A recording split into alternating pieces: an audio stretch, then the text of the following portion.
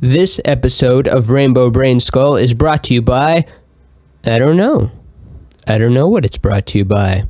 My guest this week is comedian and podcaster Ryan Singer. Check out his podcast, Me and Paranormal You. But first, check out my podcast, this one, right now, the one that you're listening to. It's a really good one. We get real deep into it. All right, hit it! Welcome to the Rainbow Brainskull Hour. You're gonna have a good real time today. Every week there's a new guest, so that you'll learn something new. 'Cause that's all that we're here to do. All right, well, let's just jump right into it because you and I are both crazy people.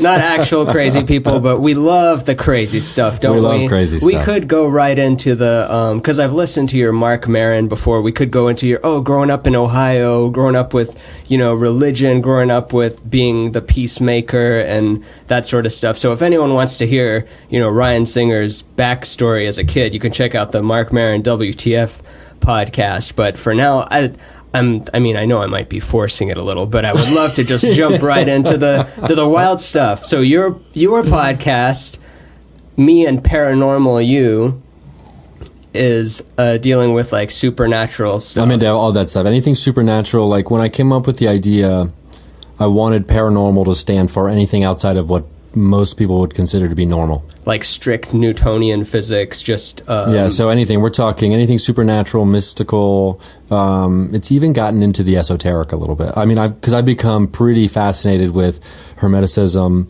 the ancient mystery schools, all that esoteric knowledge stuff, like the Theosophy Society, the Philosophical Research Society.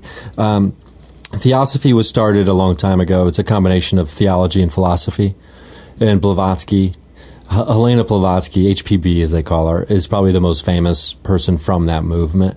Although Annie Besant, there's the Besant Lodge, which is on North Beechwood Canyon Drive up here in the Hollywood Hills. It's in this like really rich, fancy place. But that's where they do events and stuff. But then there was a split in the Theosophical Society, just like any other kind of thing. Always has people with differing opinions. Anyway, so Annie Besant actually influenced Gandhi because she told Gandhi, like back in the day, like, "Hey, you're too confrontational." Oh, really? We think you're too confrontational. Well, Theosophy is, according to a lot of people, they're responsible for anybody in the United States even knowing what the word karma is right now. I mean, they brought all this Eastern thought into the United States. When did they get established? This was like mid-19th century, I believe. Oh, okay. So it was, well, you know what? I have to I'm not sure on that exactly, but... Oh, that's okay. I talk out of my ass. That's always. When it really started. That's when they really started being here in the United States.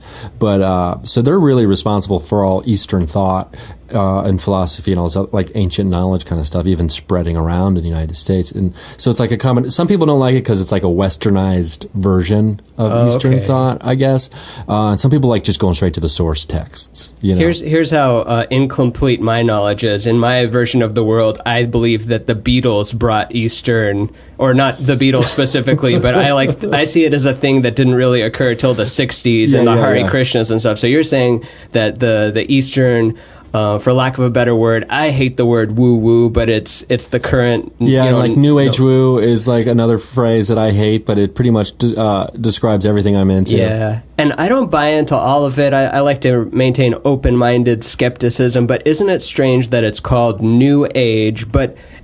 So what does that mean? It's like we have different ages. We have the Bronze Age, Golden Age, Iron Age, Information Age, all of these. And then so New Age is implying that this is the next thing that's coming, but it gets put in the category of, it's pure snake oil. Which some of it might be. So some of it definitely is. But like because anytime anywhere people are willing to believe in something, like in any area of thought, as opposed to like physical location, there's someone who's like, we could make money here. Yeah. And that's just the way it is, because we live in capitalism. Yeah. And, there's this musician who I love, Matthew Ryan, who's so good. He's not like super well known or singer-songwriter guy, but also has a band, and he he says that capitalism has almost become dogmatic. It's like an extremist. It's almost like people's, especially in the United States, you've noticed that, like with people online and things like that, defending capitalism to a degree where it's like, oh, you're an extremist. It's like almost become this dogmatic religion now, where people are willing to stand up for capitalism, even in the face of 20 plus school shootings in the course of, barely 2 months in our country. What's the tie between capitalism and the school shootings? And Well, hold that I mean, thought for well- 1 second. I'm going to let the Yosh out. It's still okay. It's still part of the podcast. This is the most real podcast in the whole world. There is a cat. His name is Yoshi, and he needs to go into the other room sometimes and get fed. And that's okay. Yosh's getting fed over there. Picked up by the audio, and if it's not, then it gets edited a little bit. But I wanted to keep the mode podcasty, and that's done. So, Well, I would argue that the connection between school shootings and capitalism is the NRA. That's the bridge that connects the two of them. oh, so money with influencing NRA, money politics, influencing basically. politics. Gotcha. Yeah, it's like the Golden Bridge. It's lined in gold. this Yeah, bridge. it's crazy that it's already been more than maybe a year or two since Obama went on the podium and is crying about, I hope this isn't the last time. And it's been countless times since then, to the point where the middle school shooting doesn't get the attention of the hive mind, so to say. Do I say so to say so much? Doesn't matter. I'll catch it in the editing. So to process. say, I've never said that phrase. I might So to say, adopt it's that. one of those I might worthless work that in. things, like so to say, So to speak. per se. It's an extra piece of sentence you don't need, so that it just But it's sounds like flowery. you know more. Yeah, I don't want to be flowery though. I like to be straight to the point and get the most intense information download, and you process it and that kind of thing. Yeah, So, nothing about you speaks like of an artistic bent. So yeah, I understand that. So this God damn it. Theosophy. Yeah, theosophy. It's just a combination of theology and philosophy.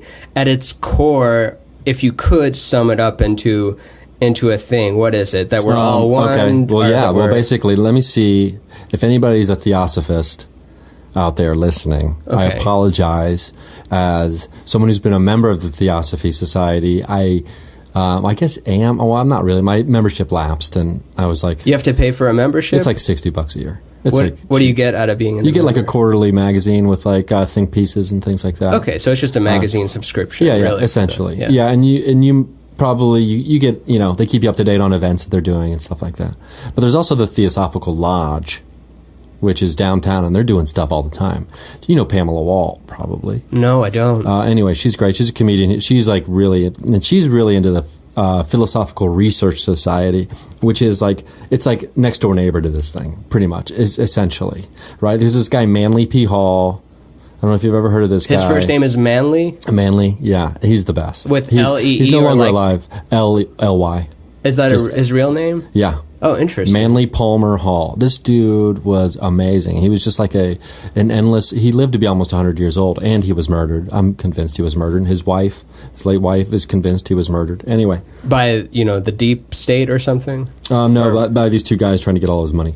Oh, okay. Yeah, it's always that, isn't yeah. it? And so, I want to write a movie called The Magical Mr. Manly. But I mean, because he's really he was filled with so much esoteric, ancient, occult knowledge. And occult, most people they think that's you're talking about devil worship. It's occult just means hidden. Yeah, secret. And so, yeah, secret. So he was so great. He's got it's right there on Los Feliz, in the corner of Los Feliz and Griffith Boulevard.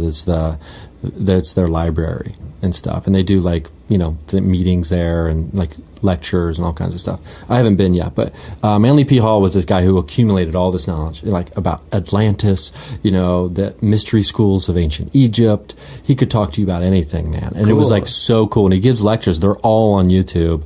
You can just go on YouTube and search Manly P. Hall, and there are so many lectures from him about sacred geometry, Atlantis. I love sacred geometry. All this stuff, right? I mean, you'd love this guy. And did you ever see that character that Drennan and I did with Frankie? I don't know if you ever saw it. In Describe Underbelly. it, though, even if I've seen his it. name is Tell the- Langston Crutch. He's a esoteric historian. Okay. And like he's based on Manly P. Hall, and even the voice, because Manly P. Hall's voice is very unique. But like my character is like in the ancient mystery schools of Atlantis and sacred geometry and the Emerald Tablet and the Philosopher's Stone. Hermes Trismegistus was the man or the combination of ancient spirits and gods and all the source of knowledge. You know, like, so it's like he's got a little bit of meatwad in him, doesn't he? Do you find that people such as, let's say, Terrence McKenna or who else, Nassim Haramein, or like a lot of these guys, like kind of out there on the rim, are almost blessed/cursed with a voice that's cartoonish, that is destined to turn off some people that would rather like just, you know, the regular actually NPR be into voice. the information. Yeah, because the NPR voice is its own thing. Oh yeah, which is so interesting. But there is something about Terrence McKenna. Yeah, like because I love Jeffrey Mishlove. You know that guy? No, I don't. He used to have this like interview talk. Essentially, it was like Charlie Rose for anybody who was into weird shit. Oh, neato. So you're filling in that role right now in a way. Well, yeah, me and you know, a ton of other people, you know, as well are out there in that world. But like but yeah, I like to do the in-depth interviews for sure. I mean, I know most of the paranormal podcasts out there are a couple people sitting around talking about paranormal stuff. I do like to. I'm really fascinated in talking to people who people might not have ever heard of. You know, just like you've already hit me with like 5 of them, and and I love discovering a new one, going down that rabbit hole. Sometimes they reel me in, sometimes they don't. But when they reel me in, when they get you, they get you. There's also like something. One of my original tagline because the way I describe it is me and Paranormal You. It's more fun to believe, right? That's like the tagline, and but at first I wanted to do me and Paranormal You. Ordinary people talk about extraordinary experiences.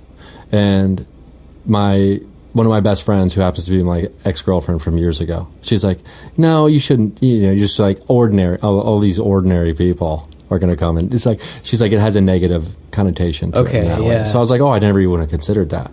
But I do like talking to people that aren't in show business necessarily even, or it doesn't matter if they are, but about like their extraordinary abilities or experiences. We might have covered this, but have you personally encountered supernatural phenomena? I have never experienced something firsthand necessarily as far as like it's happening to me, other than not really. I think I'm tapping into my intuition maybe a little more lately because I'm trying to decalcify my pineal gland. Like that's part of the no caffeine thing. I'm trying to do no caffeine, no alcohol, no meat, no sugar, no fluoride in my water. So how deep do you go? Do you go like chemtrails deep of stuff? Well, chemtrails are interesting because many years ago, at least a decade ago, my grandpa, who was a lieutenant colonel in the Air Force, great guy. He lived to be about 89 years old. And my brother and I were talking about chemtrails one day over at his farmhouse. And he goes, can I stop you right? He's like, let me explain what that condensation is when an airplane is flying through the sky. And he explained it pretty quickly and succinctly, and I don't remember exactly what he said. I just remember being like, oh, okay, yeah, that makes sense. He explained the physics of why those clouds appear. But at the same time, no one's going to deny that crop dusting was a thing. Yeah. People still crop dust, right? So it is possible that chemtrails are a thing, but here's my problem with chemtrails. Just to clarify, I'm not a proponent of chemtrails. I'm just trying to test how far. But it's worth having a conversation about, because people who won't even have these conversations, people are going to maybe turn off like this Terrence McKenna thing, but because of what I say now, as opposed to maybe the way I sound, I'm willing to have any discussion, even the flat earth discussion, with someone who's really into it. I'm willing to listen to them present their argument. Me too. You know what I mean? I love that. I hate the shutting down before you, because I want to see the mechanics of all of it. If you say it's flat earth, tell me your physics. Convince me. Yeah, don't play ominous music and show images that are supposed to get my emotions. I want the hard like logic there, and I haven't gone down that rabbit hole, but so far like none of, you're clicking on some weird pyramid stuff and then one of those pops up like, okay, I'll entertain it for a second, and then it doesn't get you, and you're like, okay, this is just one that they're trying to rustle feathers or something. But they're trying to get clicks. But the chemtrail thing, just to tie that off. Oh, sure. The reason I don't buy into the mass poisoning of the world's population is because the people who are doing it, they also live here. But they could have their own. Do they have like some kind of? Do they have some kind of pill that they take every day to make them immune to the chemtrail poisons? Like that's my thing. And like the Georgia Guidestones are a big thing in the conspiracy world. And I get into the conspiracy world. And I used to be really into it. I'm not really so much. At the bottom of every rabbit hole, someone's trying to sell you a bunker most of the time. And his name is Alex Jones, right? And he is a millionaire. Oh yeah. And I grew up in Austin, or spent a lot of time in my life. I mean, like he to me is the same as Rush Limbaugh. They're just using fear to make money off people. They're in show business. Yeah. And it's Larry the Cable Guy. His lawyer even said he's a performance artist. Trying to get out of child support. When you have to pay $50,000 a month in child support, you are rich as hell. Oh yeah. So Alex Jones has made a lot of money off people. Anyway. He's not the point, but like I don't know when it comes to the conspiracy world, it's like you get swallowed by it. There's nothing but darkness down there, and no one's offering you hope and light. They're just trying to get you angry, and I'm not sure why. You got to wake up everybody else. Because it taps into our purchasing drive, right? Like if you see a news article with a picture of a nuclear blast and then it has an ad for Amazon Fresh, it like triggers something in your primal need to like, comfort. I want food. I want stuff now. And there's the banner right there. Like you can comfort your fear of it all being over by hitting the Amazon banner. Yeah, not that there's no such thing as World War thing. See, it's early on in the podcast, and I trust that the listeners are already familiar enough with me to know that I'm not, or whatever. I'll be a thing. I'll be a guy that believes in crazy stuff, but I also don't believe in that crazy stuff. But I'm like you. I want to entertain it. No, I will entertain anything. I'll listen to any conversation. I mean, it's the best flat Earth video I've ever seen on YouTube, and I can't find it. The most convincing one I've ever seen. I mean, it's very comical, but there's this guy on his driveway. It's like a Saturday afternoon, clearly. His buddy's filming him on his phone. And he's got like a hat on, no sleeves on his T-shirt. I mean, it's perfect, this video, this guy. And he goes, I'm going to tell you why the earth is flat. This is just how he said, I'm going to tell you why the earth is flat. This soccer ball, this is the earth. And he punches a hole, or like punches a dent into it, right? And then he picks up a glass of water and he pours water into the dent of the soccer ball. He goes, this soccer ball's the earth, this the ocean. What happens when the earth spins around? Ocean falls out, earth's flat. And and the video just cuts off. So this guy's argument is if the earth was a globe, the oceans would spill out as the earth spun around, as opposed to like there being a thing called gravity that we've all pretty much agreed upon is, I guess, a real thing. Yeah, and gravity is just, Einstein showed this, that it's geometric. Gravity is just the relationship of information to surface area, and it follows that, spiral structure. Like Einstein was known for geometrizing, if that's the word, space-time, so that you can just picture it as a stretched out object, like space-time is a loaf of bread type of, or that's not the right form of it, but you know what I mean? It's a, sure. And they're intertwined. That's been one of the things that's like, been tough for me. Like my brain to really wrap around is like, the fourth dimension, or the fourth dimension is time, linear time. So that's always been tough. I think Weinbach told me once, he's like, well, just picture time as a room, like a box. And, and I was like, oh, that helps me a little bit. But, because we were talking about remote viewing, because he had a Kung Fu guy teach him remote viewing years ago. Weinbach? Yeah. Oh, he did it? Yeah, I'm not sure. I don't think he really got deep into it. But do you get into holofractal theory at all? I'm not sure I've heard of that. So the universe is a hologram? Yeah. So the way that remote viewing can make sense in a rational way, at least in my head, is that at the smallest level, the proton size, it's filled with these little vacuum fluctuations that. Because we used to think that energy moved in, smooth, right? It used to move smooth, but it actually moves in discrete packets called quanta. And the number of quantum fluctuations in the proton, if you blew it up to the size of the universe, it's I'm explaining it terribly right now. This is why I need to actually brush up on the things. But basically, the inside is the same as the outside. So by going inside, you have access to all the information in the cosmos, and that's how you can remote view. Oh yeah, I dig that. Like it's like it ties in because I read that book. I can't believe I can't remember the guy's name. I mean, rest in the universe. Michael Talbot. He wrote the book called The Holographic Universe. And a friend of mine, Tom Simmons, who's a funny comedian, gave this book to me like a decade ago. And basically the way he says it, it's very similar. It's like that with a hologram, the smallest piece of the whole contains the information of the whole. Yeah. So it doesn't matter if you take, like my fingernail has all of the information of the past, the present, and the future of the entire universe. Yep. And you could take my fingernail and you could put it into a projector, and now you see everything of the entire universe. And it was a way that same thing. He's laying out like possible scientific theory for why certain things can exist, like paranormal, like clairvoyance, being psychic, things like this, mass visualizations of things, or like even being able to manifest stuff, physical manifestation of objects from thin air and things like that.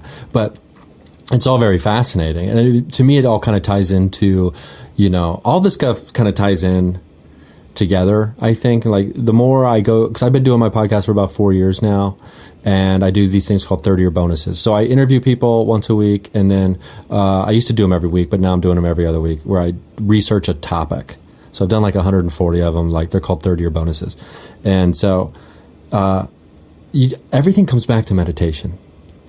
Like, to me, everything comes back to like trying to zone in or lock into whatever this consciousness is, which I potentially think consciousness is an advanced technology potentially gifted to us, because at least at the level we have it, human consciousness. Most human beings would argue that humans have a type. I don't want to say it's better, but the type of consciousness we have is different than the other animals on the planet, the other living things. You ever hear McKenna talk about how the first consciousness wasn't human consciousness at all, and how the first consciousness is basically a predatory function, because a cat is spending a lot of time thinking about how a mouse behaves, but the mouse isn't thinking about how the cat behaves. So the animal above is thinking about how to predict where its prey is going to be so that it can move in on it, whereas the prey isn't thinking at all about what is the predator going to do. So I haven't heard him talk about that. That is fascinating. It makes sense. I mean, when you hear it. Yeah, and we are this strange like boundary between the infinitely small and the infinitely big. I need to look this up, but it could be bullshit. But I remember seeing the smallest we can go and the biggest we can see. We're like, our awareness point is pretty much right smack in the middle of it. So that's fascinating. Yeah, the way we project inward now, we're literally that boundary, and we're also made of that stuff too. We're not separate from the stuff that the complex stuff made in stars and hydrogen and all we're made of universe, and we're in the universe, and we're strange thing in between. We're trying to figure out what our place is in it, and oftentimes we separate the physics from humanness, which is why it's coming back the other way, and it gets labeled as new agey when you're tying consciousness to physics. But I think they have to be intertwined. We're made of the physics. To be, and that's why I'm so into hermetics right now. And which one is hermetics? Hermetics is so old. It's like this old, like Hermes Trismegistus is the guy. Hermes is the messenger god. Hermes. Or he's a lot of gods. He's but that's one of them. He's apparently the source of all knowledge, right? And there's the Emerald Tablet, which Hermes authored, which pretty much lays out I think it's the 7 laws of hermetics. As above, so below is one of them. That's the first one? Well, it's not the first one. I can't remember. It's like the law of gender. There's the law of polarity. The law like cause and effect. Wouldn't gender and polarity be the same? No, they're different. They are different. But like there's like polarity, for example. Let me see if I get this correct. Because I'm still kind of new to all this stuff. I've only been like really getting into it for about a year and a half, 2 years. Oh, right on. Well, I had to ask you what the word meant.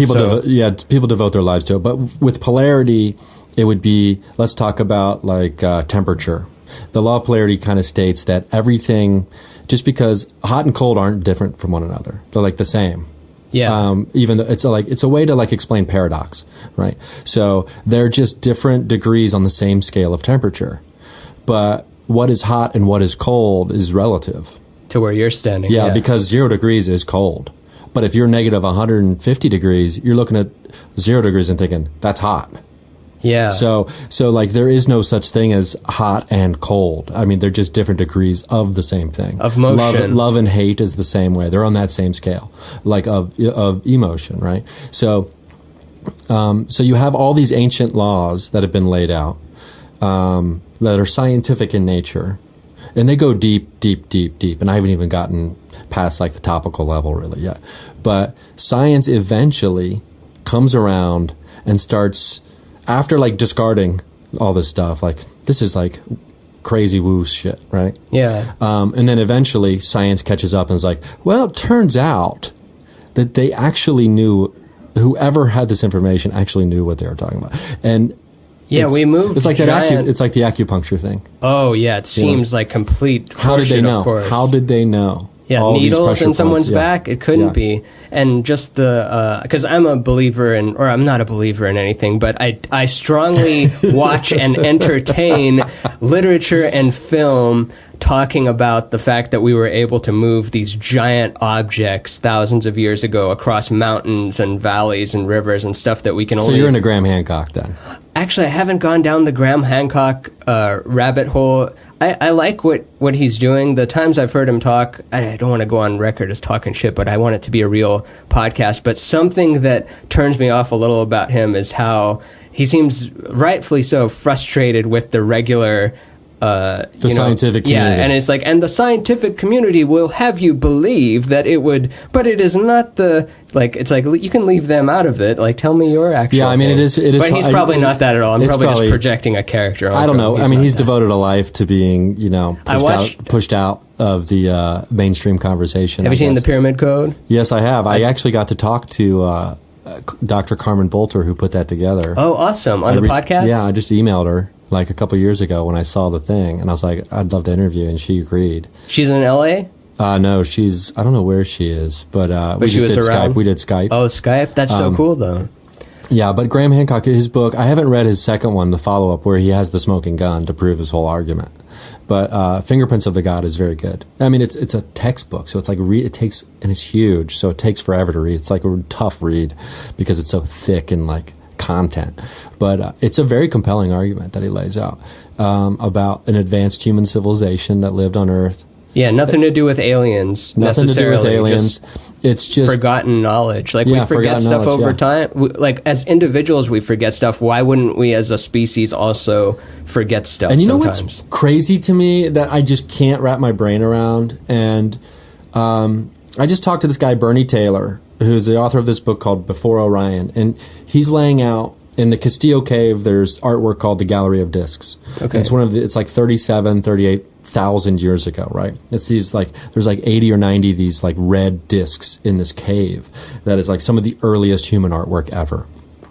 And he has found all these other drawings inside the artwork that no one else has ever claimed were inside the discs themselves. So so you have like all these discs, right? And they form a couple lines. But he's found all these other animals. He's found over 40 animals sketched and like chiseled into the rock. Okay. Basically telling a story that ties into like Joseph Campbell, the monomyth, the hero's journey. And it's crazy. But like, we have these, because Joseph Campbell does a great job of laying out like the idea of these archetypes that are present in human mind, and how they resonate with us so strongly. Like Star Wars was built on Joseph Campbell's work, essentially. The whole story was. Any great story pretty much is this hero's myth, this journey. You go and you have to go cross a river, which represents this stuff, and you have to learn something, right? And you have to kind of like die. Face yourself? You face yourself, and then like you come back with, and the thing is you come back with that knowledge, and you give it to the people, and then you spread it to the people that you originally left. Basically, that's kind of it in a nutshell, right?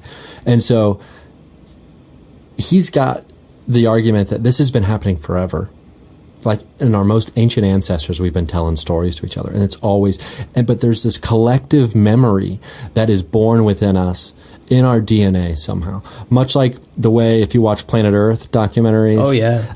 Or Planet Earth 2, have you seen that one? Yeah, where both of them. where the lizards crawl out of the sand and then run straight to the beach through the snake maze? Yeah, it knows. They know to go to the water. Like, where does that come from? It's not taught to them while they're, like, quote unquote alive, right? So we also have that stuff. And we have it the worst. And we have it the worst. Or supposedly the worst. Like, we're the most, we look like fetal apes and we need the most, like, upbringing, whereas a cat is born knowing how to just hunt stuff and run around. And we need teaching, but at the same, so maybe our inherent DNA knowledge, our memory, our collective consciousness that is embedded in us is maybe of a different flavor.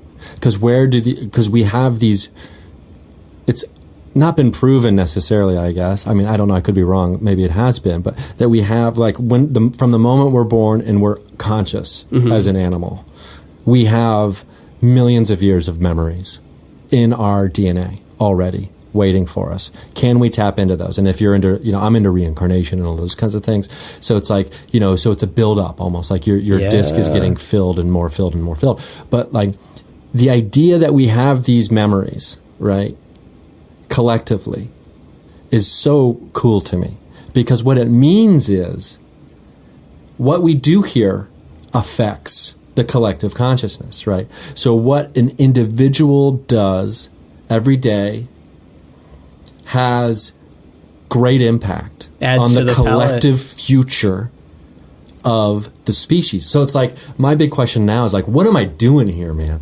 Like, you know what I mean? Not like, what's my purpose? I mean, the question is like, what am I doing? Like, I need to be doing... Literally, what actions are you taking? What am I doing? Exactly. I need to be doing stuff to try to make this memory bank better for, not just my kids. I don't have kids. But essentially, any human being that is born after you're alive is your kid in that way, where you're passing on these memories. Potentially. I mean, this is just stuff I have fun with thinking about. But, like, to me, it's very real.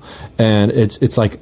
it makes a life worth living. Oh yeah, in the way of like, what am I doing here, man? Yeah, like I always have the mindset that it goes on forever, and there's no limit to how much it can expand, and we can devolve, but it can only devolve to zero, but it can expand outwards to an infinite amount, and not a bounded infinity, the nasty infinity, the infinity of an infinite amount. So what you're saying is we're adding to the cosmos. The nasty infinity. It's a mathematical term, a nasty infinity, because that's a real, like, a mathematical term. Yeah, and because there's the infinity in a bounded state, like how many numbers are between 1 and 2. It's 1.1, 1.11, 1.111. So you draw this boundary, and then within there you can play out the infinity. But the nasty infinity is the one that goes outward, so it's creating infinities at each point that it expands, and I think we're in that now. And so when I say that, I don't think it's that old saying,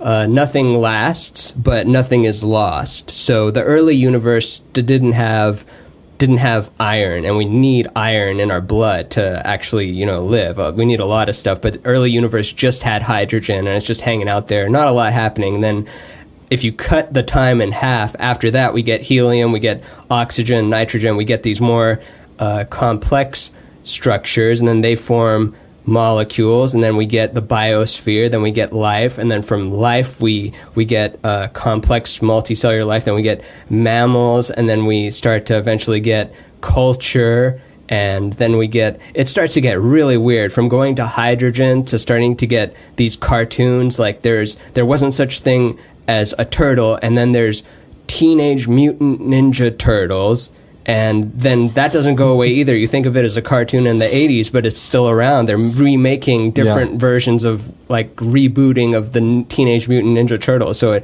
the universe favors novelty and complexity, and it keeps stuff around, and it wants to keep I do like stuff. that. And it's like nothing lasts and nothing is lost. That rings of a very kind of hermetic origin and nature, the way it sounds as well to me. But like, there's this guy Kevin Kelly who's got this great TED talk on evolution, and basically the crux of it is, I recommend watching it. They're only 15 minutes long, but it's really fascinating. Is that his argument is that evolution tends towards specialization. So it's like, in that way, it's like, yeah, first you have that turtle, you have that one turtle. Now you have all these different turtles. You have snapping turtles. You have all these other turtles that exist in different environments now. And now you have the cartoons, which could even be even more specialization, if you wanted to argue that in like an abstract way about evolution from the original turtle. And I think you see that in comedy. Does he speak of evolution only in the biological realm, or does he speak of evolution as just the broad sense? I think he's talking in the broad sense, because if you look at, like, the leap I make is the comedy argument of evolution. Like, first you have stand-up comedy. I think, it comes from vaudeville. It comes from, first you had Twain traveling around talking about his books and like talking about his dick. He was the first, he was the first road comic, you know what I mean? And then, before that you had, in ages and ages before that, you had the person who went on the hunt just to come back and tell the story, who didn't actually throw a spear or shoot a bow or anything. He was just there to observe, to tell everybody else what happened. Oh, really? That's the thing? Yeah. And so there was there's a storyteller, someone, and then you have, now flash forward to today, you have stand-up comedy is so specialized. Look at the shows that are just here in Los Angeles. I think, what's the show that just taped its first episode? The New Negroes, Baron Vaughn and Open Mike Eagle show that just started. You don't have to be a rocket scientist to figure out what kind of comedy showcase that is. Yeah. You know what I mean? There's witch shows now. There's even the show I do, Underbelly, with Chris Garcia. It's stand-up comedians doing everything but stand-up. So stand-up has evolved into not even doing stand-up now, into a certain way. Like, so that's how specialized it all has become. And the original is still there, much like how hydrogen is still here. It's not gone. And exactly. while we do have extinctions and stuff, and this is where I am extrapolating a little bit, and I don't know if it actually works like this, but I like to think that the way that the Earth never revisits a single point on its trajectory, like we're circling the sun, but the sun isn't sitting still. The sun's moving, the galaxy's moving. Oh, I love that diagram that's on the where it looks like this corkscrew just racing through space. Yeah, because the model we see in our textbooks is this flat 2D thing where it's just the solar system that just sits there like a mobile for a. And then, we're coming back around the sun again. It's like, no, we're not. We're in a different place in the whole system, and the thing got bigger in the time since the last one. So it's like when you're writing to a disk, it never revisits the same point, and that's what our Earth is doing. It never revisits the same point. And I think of the phrase take place, like when something takes place, it literally takes that place of space-time, and so the Earth moves, and then the events of there are contained within that part of space-time. So that makes me wonder about because all of this stuff is moving like in conjunction with each other. Yeah. Because that's why we have maps of the stars. Which were, because to me it's also fascinating, like the further back you go, because, astrology predated astronomy. Astrology led into astronomy, essentially. So astrology, which is another one of these new age woo things that a lot of people poo-poo, was the first science, essentially. And it's fascinating because when you tie in gravity, we all know that the moon affects the tides. And so we know that gravity has a physical effect on things that are here on Earth. Yeah. And most people would agree that when it's a full moon, it's a little weird sometimes. I know comedy show audiences I don't want to believe it, but it's so true. It's so true. When I'm having that exact feeling, and we are mostly water, so why wouldn't a large object that's moving we're 70%. Why would it not affect us? And depending on when you were born, let's just say, if you wanted to think of it this way, gravity had an effect on the way you are when you came to be. Does that make sense? In this body, yeah. In this body. And depending on where or how that gravity was affecting you when you came to be as your own thing, as opposed to inside of another thing, your mother, that will affect like the type of person you are. So do you get very much into astrology and birth charts and star charts? I do. I have a hard time remembering my stuff. Like, I just had to look up the other day. Someone was asking me, I think because I'm a Cancer, but I was 2 months premature. I was born 2 months premature. So maybe I was like such a Cancer, I knew I had to get out. Right. But do you feel like you are one, or do you feel like you have tendencies of different I do feel like that. You're very emotional. I've kind of embraced it, yeah. And my rising sign is Sagittarius, fire, and my moon sign is also Cancer. Okay. So, but and I do like this stuff. I mean, the podcast, or the Mindcast, as I call it, has taken me into like so many areas. Like I never thought I'd get into magic. With a K? Magic, yeah, magic with a K. Yeah. Not like K. the here's your card stuff. Like the tarot card. Maybe here's your tarot card. Does that count as magic? I would say that it counts as like, in that occult. It's in the world of the occult.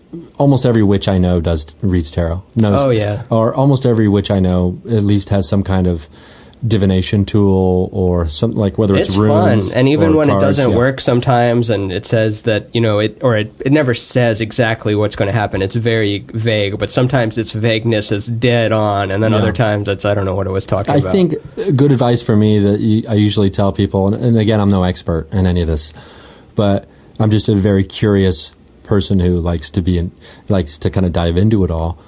If you get a tarot card reading and the person is reading your cards and tells you something very specific, like, oh, you're going to meet your husband on January 7th next year at a coffee shop. It's like, you're not reading cards when you say something like that. That's whether the person wants to claim that they're also psychic and has that kind of clairvoyance. That's something else. But if someone tells you something that specific when they're reading your cards, they're snowballing you. Okay. There's snow jobbing you. I would have figured that. Yeah. Which I haven't gone to a person yet. It's just something that friends have. We have a lot of friends, mutual friends, that are pretty good at cards. Like Lizzie Cooperman is real good. She's coming on tomorrow. She's real good. I'm going to ask her about that tomorrow. That's cool. I love her. She's really good at card reading. Karen Rontowski, I don't know if you know Karen. She's a comedian. She's real good at cards. She's also a Reiki master. What's Reiki? Reiki Man, is there's like so many terms I need to learn healing. from you. It's like energy healing. It's like my mom actually took it and studied it years ago and worked in hospice. And all the people that were in hospice, they just always requested my mom to come in. Oh, cool. Because she made them feel so much better. And she would do Reiki on her and my stepdad's dog that had like cancer. And the vet would tell her, like, I don't know how this dog is still alive. The dog lived for, I think, like 2 years after the doctor was like, this dog should be dead. Damn. Because my mom would come home every day from work and just do Reiki on the dog.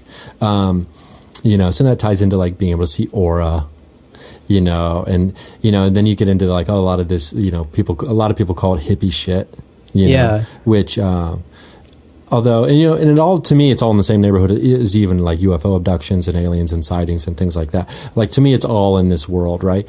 And you've never heard someone get abducted by aliens and come back to Earth and say, you know what the aliens told me? We all need to be working harder and accumulating more things. No one's ever said that shit. The message. It's always like one love, universal consciousness, we're all connected. Like, but yet these people get shit on. Why? Because we live in a capitalistic Western world where that's not good for business. Having everybody believe that we don't need shit is real bad for business. It kills business. Capitalism's dead. So you have to push these people to the fringe. You have to make them kooks. You have to make them be ridiculed by society because they will collapse the illusion of the bullshit that we're all living in. Who is these people? The people that stand to make money, which we've all invested in. So it's these people. A lot of people want to think, oh, it's the cabal. It's the Bilderbergs. It's the Illuminati. But I think in reality, if we were all to be truly honest, except for maybe a select few of us who have truly transcended all this, when we say they, we're talking about a small part of ourselves. We're talking about a small part of all of us. That's who they are. And it's manifesting in the collective, so it's that same evil that is within each of us as an individual also exists on the macro as humans. Exactly. And maybe they have a little bit of good in them, but they've let maybe not let, but that's just kind of how it played out, more of their evil tendencies. And if you're raised in that condition as well, I mean, think about, like, I never blame a kid for being racist. Because racism rules. Because if you're a child, like, I'm talking about like a child. I'm not talking about like, you know, you get into your teenage years and shit like that. I'm talking about like a kid. Because if you're a kid, your parents keep you alive, right? I mean, they shelter you, they feed you. When you get sick, they help you get better. So if anything they tell you, you believe, because you're just programmed like, well, this person keeps me alive. They feed me. Obviously, they're looking out for me. So they tell me that this group of people is not good.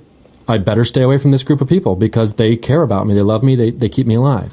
And then hopefully you reach a certain age where you're no longer just this little kid and you start to think for yourself and you're like, oh, my parents are racist. Yeah. And they stop believing that because they learn on their own. They self-educate. But like if you meet a 4-year-old or a 5-year-old kid who's racist or like who says some crazy racial slur, it's like, oh, your parent, one of your parents or whoever takes care of you is crazy racist. You obviously don't even know what that word means. You know what I mean? So in that sense, if you were raised in like the Illuminati household, you know what I mean? Like just to make this is where this analogy was going. Of course you think this is just the way the world is. This is the way you're supposed to live because that's how you've been taught. Hopefully you reach a certain age where you critically think for yourself and think, no, this isn't, 1% of the world's population shouldn't have over 90% of the wealth. Yeah. That's not the way this world should be. And some people will say it's idealistic, and that's fine. I'll be an idealist. I'll gladly be an idealist. Well, we do need to go there eventually, and I know that there's schools of thought. Who is it that said this?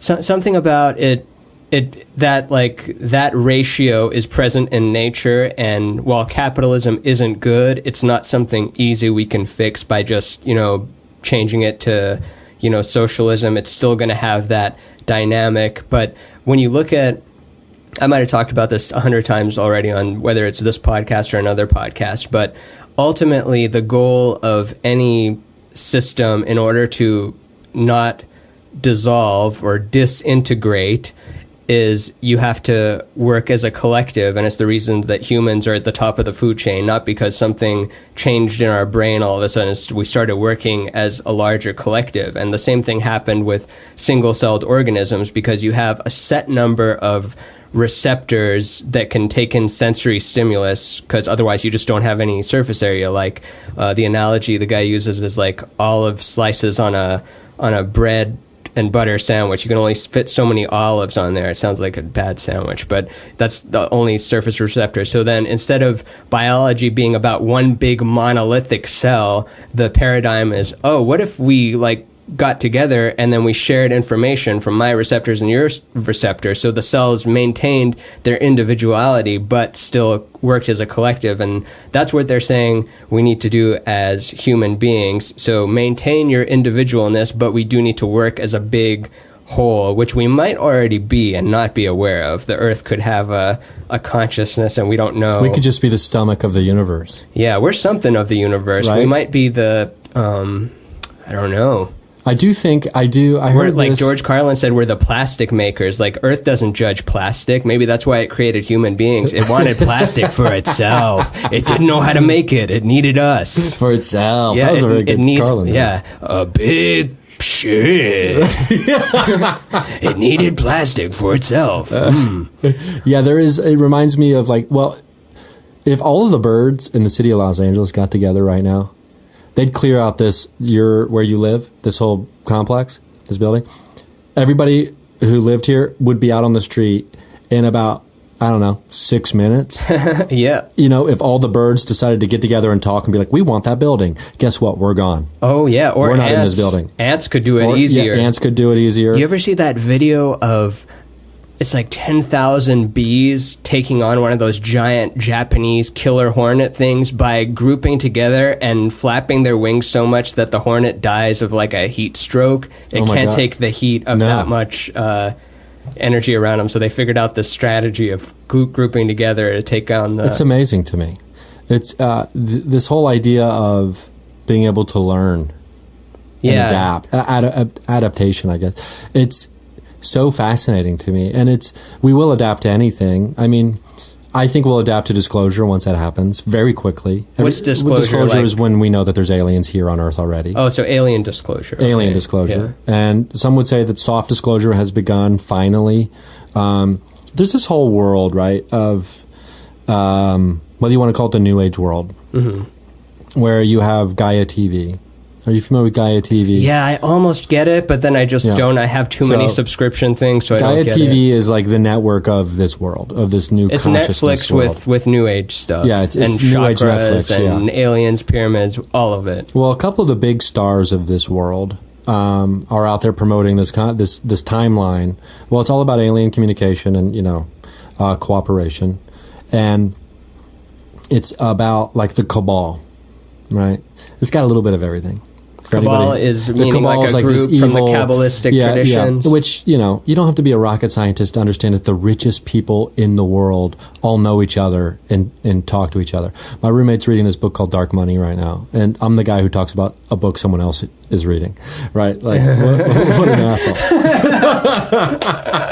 And I'm the guy that talks to that guy, so I'm even further. Oh, sorry. But like, he's talking about like the Koch brothers, who we all know here. Thank you for the toilet paper or whatever you guys manufacture. Please don't send a sound signal to blow up my brain from a satellite. Keep me here. I'll be a good little slave for you.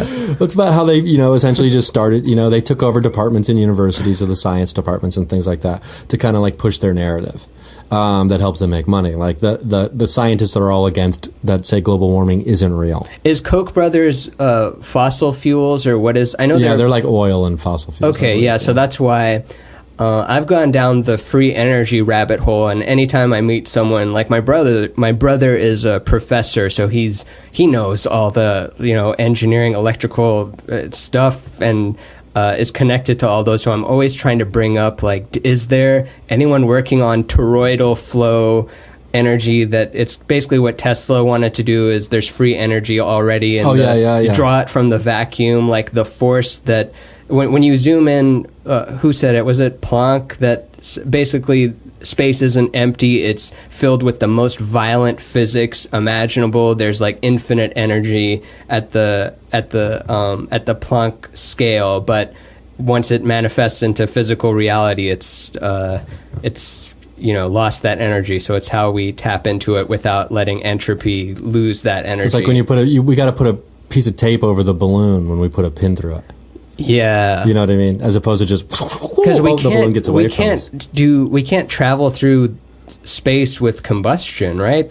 We just don't have enough energy to be able to do that. You'd have to play into the nature of reality. Yeah, well, there's neither of us smoked weed or anything before this. This is how we actually are. But remember the email leak? The WikiLeaks email leak, the Clinton ones, the Clinton ones, or the Podesta. Oh yeah, I went down there. I mean, so did you see the one about the 0-point gravity and all that stuff? With the no, aliens? The one with Tom DeLonge. Is that the one? Or no, he did Aliens. What did he say about 0 point? Tom DeLonge, that guy is like so involved in all this now. But this isn't Tom DeLonge involved. But what did they say about 0 point? I saw the Pizzagate stuff, but I didn't see that stuff. Podesta has an email. See, that's the thing. One of the biggest emails about aliens and the existence of aliens ever leaked to the world, and people are talking about this Pizzagate shit, right? Red herring? Which is crazy, right? Like if the Pizzagate shit was true, it would be crazy, right? But what you have here is you have an email from. I'll send you the email because I've downloaded. I made sure I downloaded the copies of it. When the things leaked out. It is an email from someone at the Vatican, or it's from someone at the Vatican emailing Podesta, or it's exchange between the Vatican and Podesta, talking about how the aliens, getting up to date on the Vatican's awareness of ETI, extraterrestrial intelligence, and why they still don't think we're ready for the 0-point gravity, like technology. Because it would be used too violently, maybe? So like we have government officials talking to the Vatican. In the Vatican, the Jesuits still run, if I'm not mistaken, I don't know the exact number, but they still run a lot of the observatories around the world. They're still in charge of like the biggest telescopes. The Vatican is? Yeah, the Vatican. Oh, interesting. Like the Jesuits. Not all of them, but a handful of them. So what you have, like, remember Matthew McConaughey in Contact? Of course. That's the tie-in there. Like, that's why he was even in that movie, because of the Vatican's tie-in to the telescopes and all that kind of stuff, right?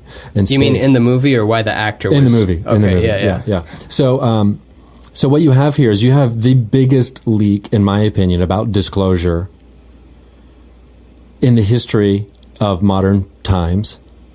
And it's all... None of it's even talked about, really, outside of this underground fringe world, which I'm a part of. Play devil's advocate with me for a second. What are the naysayers saying about that email you're referring to? Are they like, no, he's referring to this convention center. It's not. No, I haven't really heard anything like that. I haven't heard any naysayers. There's no debunking of it? The one thing you did hear towards the end, but it wasn't even about these emails specifically. It was about another email. Was like, oh, they're faked. They're faked emails from Julian Assange trying to sabotage someone's campaign or something, right? Okay. In working with the Russians. Yeah. But no, they have like the time something. I mean, this isn't credible for me to just say it, but I remember seeing something that they verified it with some timestamp or some kind of something made it legitimate. I know that's a terrible explanation for it, but whatever. I would just to recommend continue the listener. The story. It's very accessible still to this day online. I would recommend your listeners. I mean, I could even email you the copy of it that I downloaded. Oh yeah, I'd love to. I would just, all you have to do is Google Podesta, Vatican, WikiLeaks, aliens. Fascinating. And this thing will come up, and you'll be able to read the email. It's just a very short email. Do you go to down the alien rabbit hole? Are they divided up into those categories, like the Greys and the reptilians? You know, if I had to guess, because I haven't like been privy to like have a sit down conversation with anyone who's like told me specifically like these are the pictures of all the aliens I know.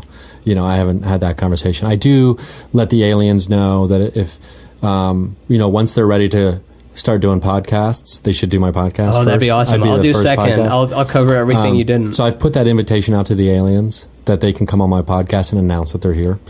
Because like getting back to the original point about adaptation, like through the movies and television, we've been, groomed to think everyone's going to freak out, man. When the aliens come? That's the number one argument when I ask people, well, why shouldn't the government tell us about how they've been in contact with aliens? If they have, which I believe they have, for years. Why should that? That's a human rights issue to me. Have you read Childhood's End? No, I haven't. So Childhood's End is an old sci-fi book by Arthur C. Clarke, and the aliens show up. They're in these giant ships over the cities, and they disable nukes and stop all the weapons from working, and they try to nuke the ships, and they have perfect shields. You can't touch the aliens, and they're like, what do you want with us? And like, oh, we're here to help you accelerate your growth, and they don't ever show themselves, and they're like, why don't you show yourselves? Like, no, you guys aren't ready. We'll show ourselves in like 80 years. And like, 80 years? But most of us are going to be dead. But your children will still be alive. And I'm like, come on, show us. And I'm like, no, sorry, we can't. And then they're like, fine. So then 80 years goes by. And then eventually, after they've been showing them all this stuff that they can do and religion has dissipated a little bit, they come down and then they descend from their ships. And it's described in the book as the horns, the wings, the hooves, it was all there. They looked exactly like demons. They looked like Satan. They looked with the red skin and everything. So if they were to descend now and they look like demons, no matter what they're saying, of course we couldn't accept them. Yeah, visually we'd be like, we must destroy them. Mm-hmm. Which I like that as, that's not the only thing. But I thought that there's so many ways as to why. Because you're too primitive to get past visual appearances to understand what we're giving you. Mm-hmm. So we can't show ourselves to you because you're so judgmental on a fucking primal level.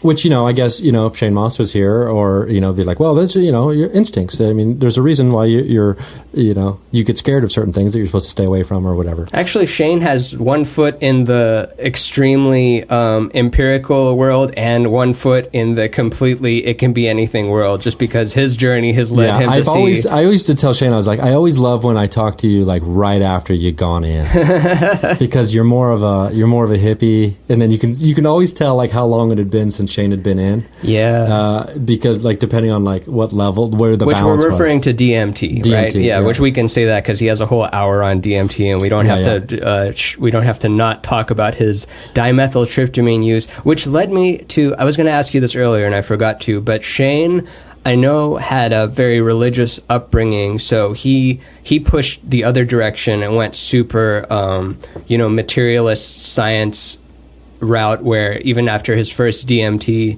trips, or several, he was convinced that it's something his brain is doing. It's not something separate from him. He's not going to hyperspace. His brain, his ego is telling him he's going to hyperspace. Now he's like, I don't know. There's just too many coincidences, that sort of thing. So I was wondering if you went through a phase where you were a complete atheist, materialist, just everything is trickery. There's no reason we're here. It's all chance. And that's it. It's just all the other universes happen to, what is it? It's called the fine-tuning problem. Like if the electromagnetic field was just a little bit different, and if just the density of everything was a little bit different, none of this would work. And the explanation is that there's unlimited parallel universes, and we happen to just be in the one that is tuned perfectly, rather than the universe having, awareness of what works and what doesn't work. There's probably a feedback, which I think that makes more sense than the universe being stupid, and then there's just these little monkey things on one planet that have a head full of mush that make sense and stuff, and then the rest of it is stupid. It's like we shouldn't. Yeah, I don't know. I'm torn. Part of me thinks that like there's a point where you can become too clever. And because I do this to myself, where if I think too much, if I go down a rabbit hole too much about like existence, consciousness, the origins of consciousness, I'm fascinated, like when's the first moment we are aware of being aware, right? And then the more and more I think about that, the more I feel like I'm on drugs. And then the more I feel like I'm slipping, man. I'm not going to make it back. You know what I mean? I'm not going to be able to go do a show tonight because I don't know how to be a person anymore. But like in a good way, but then in a bad way, right? And but like it goes back to the adaptation thing too. Like I think we'll adapt. I mean, we in some form or another, cellularly survived an ice age.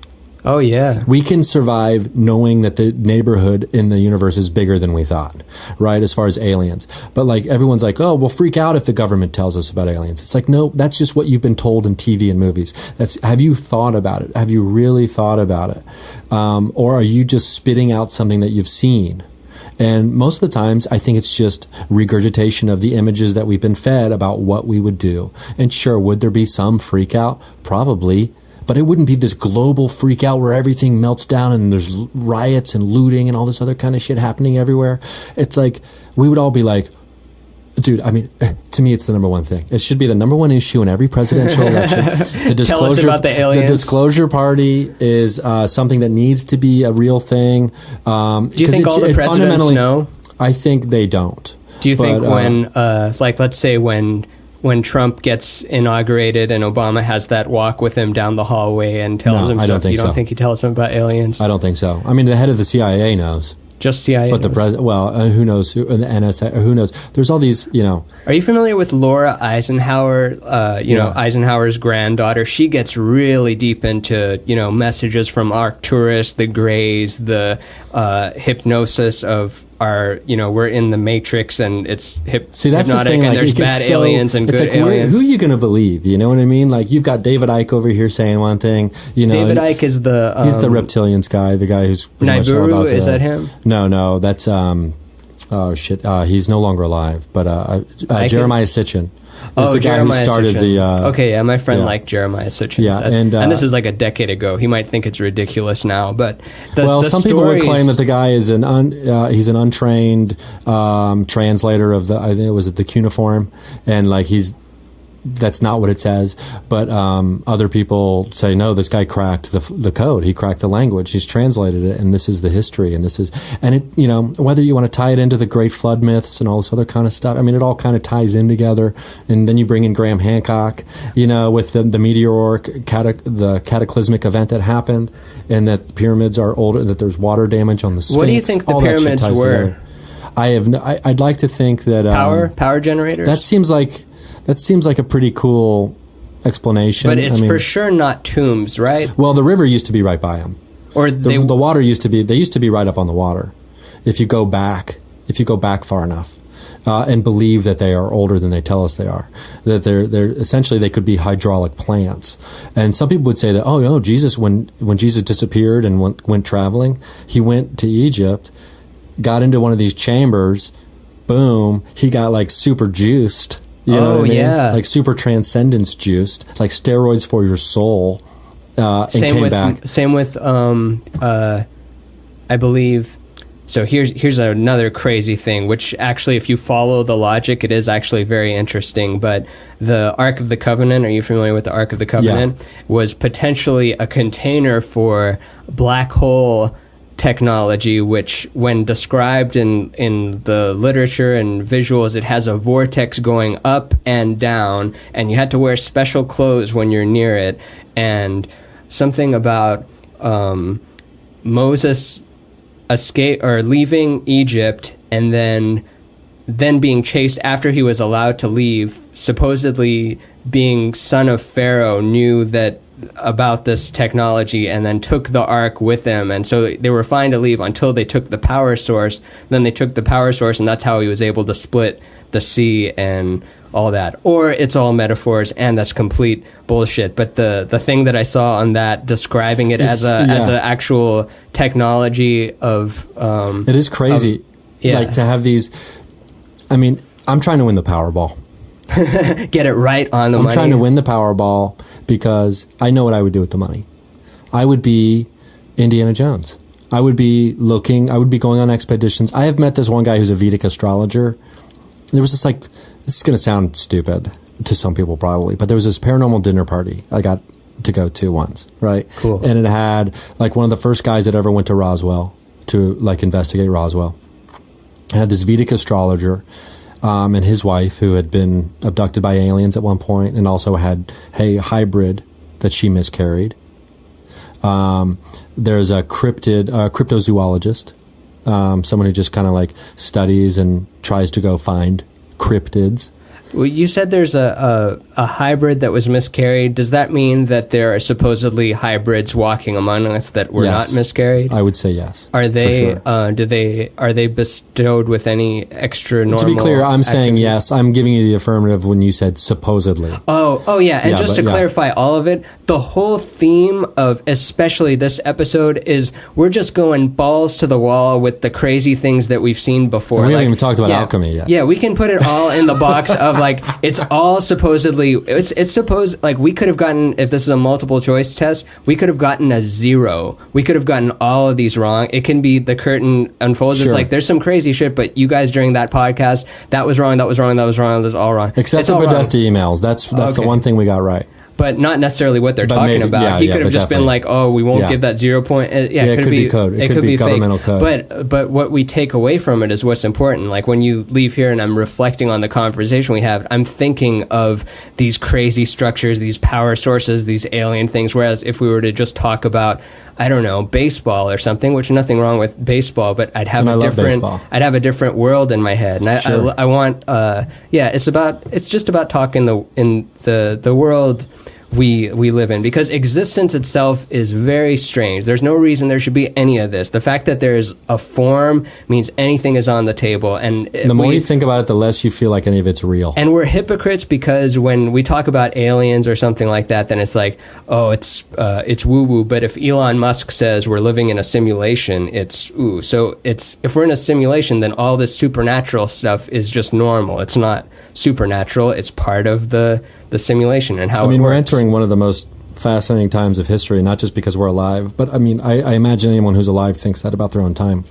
But, you have Ray Kurzweil who thinks that singularity is 2040, right? Well, he moved it up to 2029 last I saw. Ooh, cool. It's when you're downloading something. That's the early estimate. Yeah, that's the early estimate, though. That's when him saying this is probably the earliest it'll happen, 2029. But it used to be 2040. Then you have Elon Musk saying it's a simulation. And he's not the guy. He's not the guy behind it. I'm just saying he's one of the public figures that. But for some reason, because he's got $1 billion and owns his own space company, if Elon Musk were to say it, it would have more credibility. Much like if a because he knows his physics. Yeah, especially like if a retired Air Force guy said he saw a UFO. People are going to believe that person more than John, who's a farmer in Missouri, right? Yeah, John smells like rum. Yeah, so, but for whatever reason, we have made these distinctions amongst people, right, about who is more credible than others for some reason. But, like, the more you research or the more you hear about people who have devoted, like, years and years to going down these rabbit holes or researching, like, ancient history and things like this, the more common you hear one theme pop up. You know, if you follow these stories and if you follow the clues and if you figure, you know, the more research you do, you realize that these aren't stories at all. They are actually accounts of history written in a way that we can understand and that they actually happen. Like these gods and angels and the giants, the Nephilim, the giants, the watchers on the wall, right, from the book of Enoch. Like these are real things. I mean, the giant bones. It'd be so cool. The giant I mean, well, Google Are you saying search. There's giant bones? Well, Google search giant bones. Newspaper articles found on giant remains of giants. You'll find all these newspaper articles about like these graves where there's multiple giants found. Like, and when I say giants, I don't mean they're 30 feet tall, but we're talking like, you know, anywhere from 8 to 10 feet tall. Yeah. Human skeletons. That kind of stuff I never saw as too unbelievable, like Sasquatch or Bigfoot. It's just a big ape. There's giant whales that are more strange creatures than us, but with more hair and a little dumber and lives in the woods. But what was, before I interrupted you, and you were clarifying, like, this is, you were trying to, put a shield up saying, like, this is just speculation, but you were talking about that paranormal dinner party with the miscarried hybrid person. So, what was the part that you were getting to that is too much? Well, this Vedic astrologer, he said he's not cheap. Like, I asked him how much, like, it was for a reading, and I was just like, what? Like, how much was it? $1,000? It wasn't that much, but it was like $500. It was, a few $100 probably for like the basic. I heard someone get a past life regression thing, and it was like a few $100. I did a past life hypnosis thing, but it wasn't nearly that much. There's a woman who just kind of works at a grocery store out in like West Covina. What happened in your past life? I didn't get. I don't think I got fully hypnotized because I was physically uncomfortable, like where I was sitting. Like not uncomfortable because of her, but like the way I was sitting during the going under process, I didn't do it right. Like the chair was too hard or something? I was like, I was like doing like a core exercise. Because she had like one of those lazy boy chairs with like a seat thing separate from it, like a footstool thing. I was positioned all wrong. Anyway, that doesn't really matter. But there was a weird experience I had during that, but I don't necessarily know what it was. But this guy said that like really rich, he has this one really rich person, like extremely wealthy, who hires because he goes on expeditions looking for these things, like Indiana Jones. Like you think like, oh, this is all bullshit. But he's going on these treasure hunts, these mythical treasure hunts, right? And he brings along a Vedic astrologer to help him out with location. Like, what are you getting? Give me a reading on if we should go to this site or whatever. And I'm sure he's got other people as well. But there are super rich people out there, like extremely wealthy, who either obtain their wealth through their own intelligence or maybe inherited. Have you seen They're looking for these objects. Have you seen the Thrive documentary? It's the inheritor of the Procter and Gamble fortune who's going deep into the that'd be interesting because I grew up thing. in Southern Ohio where Procter and Gamble is based out of Cincinnati. I just thought it was so interesting that guy who comes from so much money left it behind to pursue this. It's like that guy is... See, that's he doesn't need the money for it, so at least he has that credibility. You don't know what his other motives are, but it seems like it's legitimate. But if I win the Powerball, I will be a treasure hunter. That'd be awesome. I'll be looking for the Ark of the Covenant. I mean, to a degree, you know what I mean? Is that one that they say is still around, supposedly? Or the Holy Grail, or the Philosopher's Stone, or... these other... If there's this guy, Jay Widener, who has written... a bunch of stuff about it. He does a lot of... he has a show on Gaia. He's a screenwriter guy. He's lived in California forever, L.A. And he's the guy who first brought up the Kubrick, the moon landing, all this other kind of stuff. He's like kind of famous for all this, and like showing you the clues that Kubrick is giving you through his movies about how he was hired to like fake the moon landing. Oh, okay. And something to be clear about the moon landing: when people hear about the moon landing being fake, they always like, we landed on the moon. But you're saying the film is fake. Like, these people are idiots. They're saying that we didn't land on the moon. It's like, no, that's not what they're saying. They're saying, yeah, we've landed on the moon, but not in the way you think we have. We have technology that is far more advanced than these rockets that NASA is sending up on TV for everybody to watch. They're just not showing you. So that's the faked moon landing. Oh, so it's, and because I listened to a whole, Joe Rogan podcast with Neil deGrasse Tyson, and I walked away from that one thinking that, like, no, the conspiracies are not right on that one. But you're saying that well, if you look at the clues that this guy Jay, what's some of the clues? I'm interested. Like the little sweatshirt the kid's wearing in the hallway in The Shining. What's the sweatshirt? It's like, God damn, the details are so many that it's like, I can't remember. Okay, I'll go down that rabbit hole. Anyway, it's a fun rabbit hole to go down. Even if it's not true, it's fun to go down. Oh yeah, it's more fun to believe. Because if you look at the, because Space Odyssey, and then it was Eyes Wide Shut, which is about a secret society, and then AI is about artificial intelligence. So it's like you have this, this evolution of the films Kubrick was making, and AI was going to be his last film. And unfortunately, he died, and so Spielberg finished it. Yeah. But apparently this guy Jay Weidner is saying that you can see the clues that Kubrick is laying out for you through his work about what really happened, right? Potentially.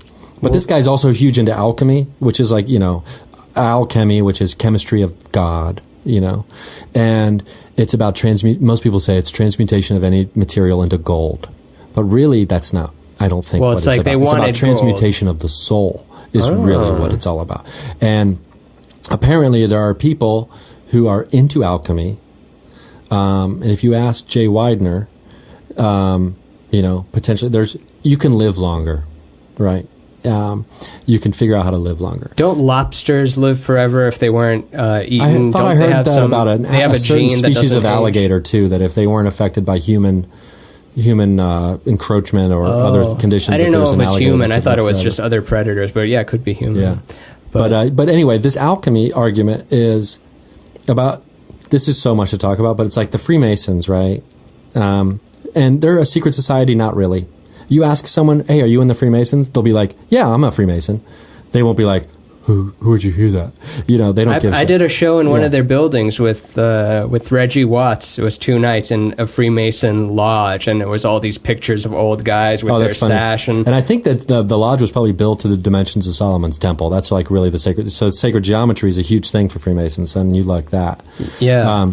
But like apparently there's a split in Freemasonry between good Freemasons and bad Freemasons, right? And so basically Freemasons they were charged with keeping this knowledge of alchemy alive, right? And it's not knowledge they were going out and advertising to people. Like, everybody, this is alchemy, let's talk about it. We can live for hundreds and hundreds of years, You got to decalcify your pineal gland, blah, blah, blah, blah, blah. But but if you look for it, you get it, right? It's one of those things. It's like, you want it, all you have to do is come get it. But we're not just going to give it to you. Don't be lazy and expect to have the secrets of the universe, essentially, right? So, but the bad Freemasons were like, these people are idiots. We need to use this technology to control everybody and become super powerful, right? And it's like one of those spy games where not all the different spies have a different piece of the puzzle, so no one knows the entirety of the whole, right? Yeah. So the good Freemasons had to go underground because the bad Freemasons were going to kill them and take their info. And so the good Freemasons have been kind of underground, hiding from the bad Freemasons ever since. Oh, this day? To this day. And did the bad Freemasons, did they eventually become the Illuminati or the Bilderbergs? I mean, who knows? But like in the cathedral, a lot of the cathedral architecture in France, these old cathedrals, you can see the secrets of Freemasonry laid out in plain sight. And then there's also Francis Bacon, which ties in big to this. Does the flower of life play into that at all? I'm not so sure about the flower of life. I do know that it symbolizes probably many different things. Well, the reason I'm bringing it up is because that thing I brought up earlier with the proton being holographic and filled with just vacuum fluctuations and having 10 to the 55 grams per centimeter, whatever the number is per centimeter cube, is the way that the Planck spheres are laid out, according to one theory, which I already did all the prefacing, who cares, but it's laid out not sphere to sphere, it's overlapping so that it forms the flower of life. So the geometry of the stuff that makes up us is literally the flower of life, and that's why the guardians of knowledge and the food dogs in that one temple, it's guarding the sphere with that symbol on it. It's why that symbol appears across the world in different important places at different times where there's no way they would have communicated with each other. And the pyramid, it's like etched in something where it wasn't etched with carving. It seemed to be applied by some kind of really strong heat. But that's why I'm there's so bringing many up that fascinating like mysteries that you could spend your entire life trying to chase down the answer to. And I'm trying not to get totally sucked into alchemy and like the Francis Bacon mysteries. Because there's some, it's a little bit conspicuous, Francis Bacon's death. I'm not familiar. But I guess there's some that. people who say that the funeral was somewhat conspicuous. I don't know. He's probably dead, or maybe he's Elon Musk. I don't know. But like but Francis Bacon and Shakespeare, because I think most people who have researched it are firmly on the side of Shakespeare did not write Shakespeare. Francis Bacon had this group of people called the Knights of the Helmet, and they were all these like educated people, and then they came to this. So that what they started doing, they started all of them writing Shakespeare together, because Shakespeare was so prolific. So he's the first pop star. It's like the way that, but they're hidden. They had to find a patsy, because allegedly one night Francis Bacon had a vision where some kind of angel or source came to him and essentially said, you need to give the secrets of the universe, but you can't be the one accepting the applause for it. Because that's not truly what someone who wants to further mankind would ever care about. Yeah, you shouldn't care essentially, about the credit. That's me kind of like summarizing what this vision was, right? So then they found a patsy, an actor named William Shakespeare, who was, what's it called when you can't write? Why am I'm being dumb right now. It's not illiterate. Illegitimate. I don't know. So he couldn't write. Like, there's writing deaf. There's only five examples of Shakespeare signing his name that remain today, and they're just rudimentary X's that look like a child picked up a crayon and wrote it. And he's just like a good-looking guy or something. Is that why they picked him? No, because he was an actor and people would believe it. Okay, and so there's this actual statue of Shakespeare in this one building. I can't remember the building, but he's got like his paper in one hand, and it's blank. Which is kind of like a clue telling you. I like that. And some people will say that the face on the statue is actually Francis Bacon's face. But so what you have is you have the Knights of the Helmet, but why are they writing Shakespeare? Well, one of the reasons is to try to further the English language worldwide, trying to get the world to speak English. It worked. Another reason is you have a certain cipher at the top, which is like this flowery thing that has like a dark A and a light A, which stands for Athena, right? And in Athena, she's this goddess, right? Who is the war goddess, right? She is the shaker of the spear of knowledge, right? Ooh. And what William Shakespeare? It all fucking fits in perfectly. I love epistemology. So you have if you see this, it's like this cipher code. It's like a warning, like, hey, there's some shit in here you need to decipher.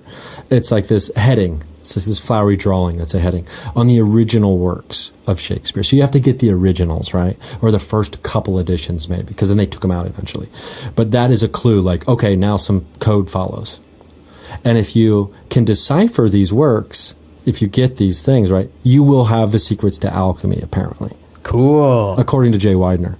So, and then you got to put it together with the clues that are also in the architecture on the, the French cathedrals, on their like doorways, entryways, there's like words and stuff. But like, so it's a huge mystery. This guy has dedicated so much of his life to trying to chase this rabbit down, right? Do you feel so like it's all the same, like all of these occult knowledges, ancient Vedic text, not Vedic text, but, ancient, the things that are embedding clues into some deep knowledge, do you feel like they're all trying to lead to the same knowledge of unity between the cosmos and the thing you perceive as the... I believe so, and that's why I think it all comes back to meditation.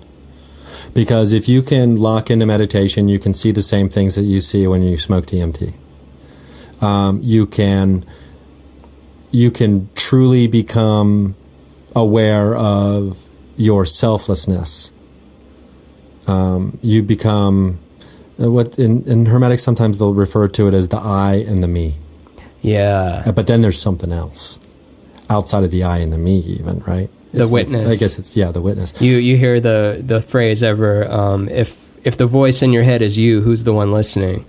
Right. So and there's clearly a feedback loop. There's clearly two of you, and it's the reason that Eckhart Tolle was suicidal, and then he said, I cannot live with myself any longer. And then he had this realization of, wait, if I can't live with myself, then there must be two of me, and then only one of them must be real. So he concluded that the self is not real, it's a construct, but the I is eternal. And so he started identifying with the I. And of course he went on a crazy, trip that's very personal or something. And sat on this park bench and was just like being crazy. I love stories like that. Or like with Ram Dass's guru Neem Karoli Baba, how he went to the Himalayas because him and Timothy Leary were researchers of LSD, and he gave him 6 big doses of LSD, and he just took all of them at once and nothing happened. So it and implied the story that, too about the follow-up to that. Do you know the follow-up story? What's the follow-up? Is that he went back again later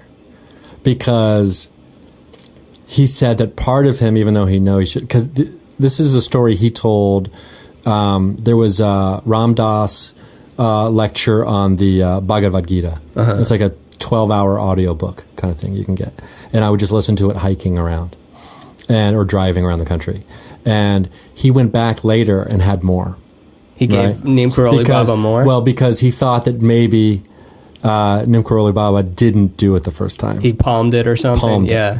And so he says he shows up. If I'm getting the story correct, I hope I am. He shows up, and Neem Karoli Baba already knows while he's there. He already knows he's got it, right? He already knows. And then he's like, takes it from him, and then right in front of him, just does it again. Because he's like, I know that you think that maybe I didn't do it the first time. Let me show you. That's so funny. There's weird stories about that dude, like him being in a room with no windows and the door locked, and he appears 20 miles somewhere else, and they look in the room, and he's astral projection, baby.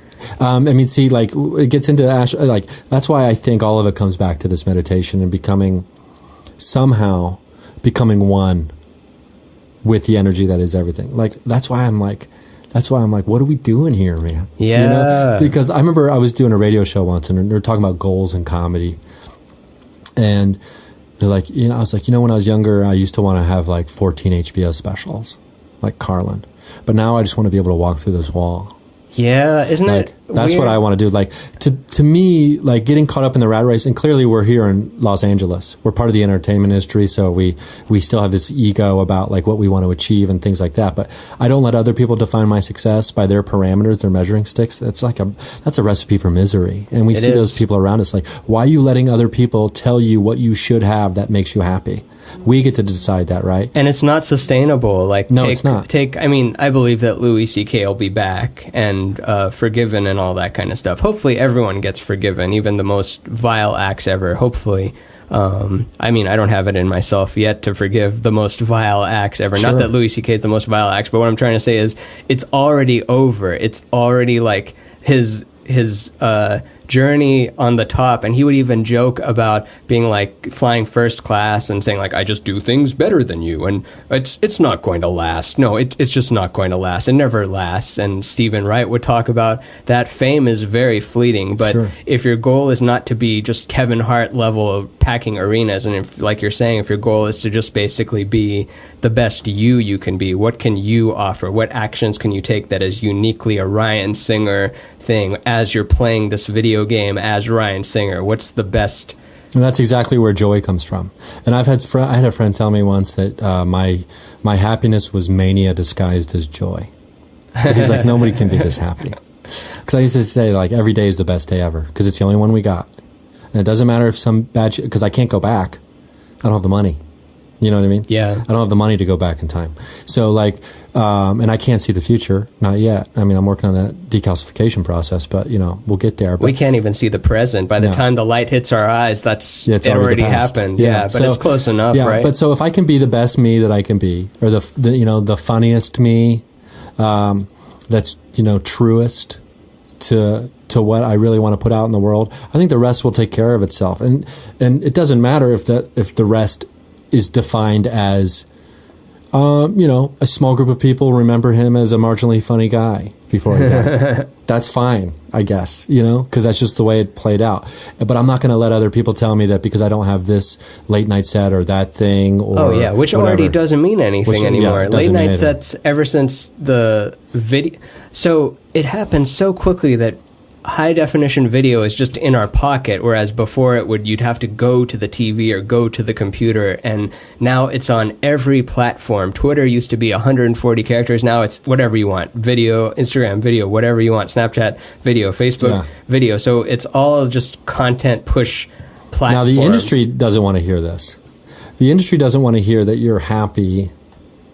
I didn't say I was happy. Just being like a manager and agent type. They don't want to hear a client say, you know what, I'm just going to be as good as I can be, and if I make any money, whatever, you know, I'm just trying to be as true as I can to myself as an artist and see where the chips fall. They want to be like, but where's my 10% of you finding bliss? Which I relate to that, because I'm not even all the way over to the left of like, I don't care how much money I make. I stress out about money a lot. I'm constantly stressed about money. Rent. I just had to pay rent, and I always have I've mapped my days of feeling really down to when all that money gets sucked out of my account, which I'm also very grateful to be able to do what I do and be an artist and do that and not have to work in a building somewhere. That's the price I have to pay by picking this career that there's no reason it should ever work. I'm so lucky that anyone's bought any books. It's ridiculous that we're here.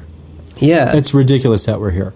The idea that we can be so delusional to think that we're not the most luxuriously lucky people in the world is insanity to me. That's where real insanity lies.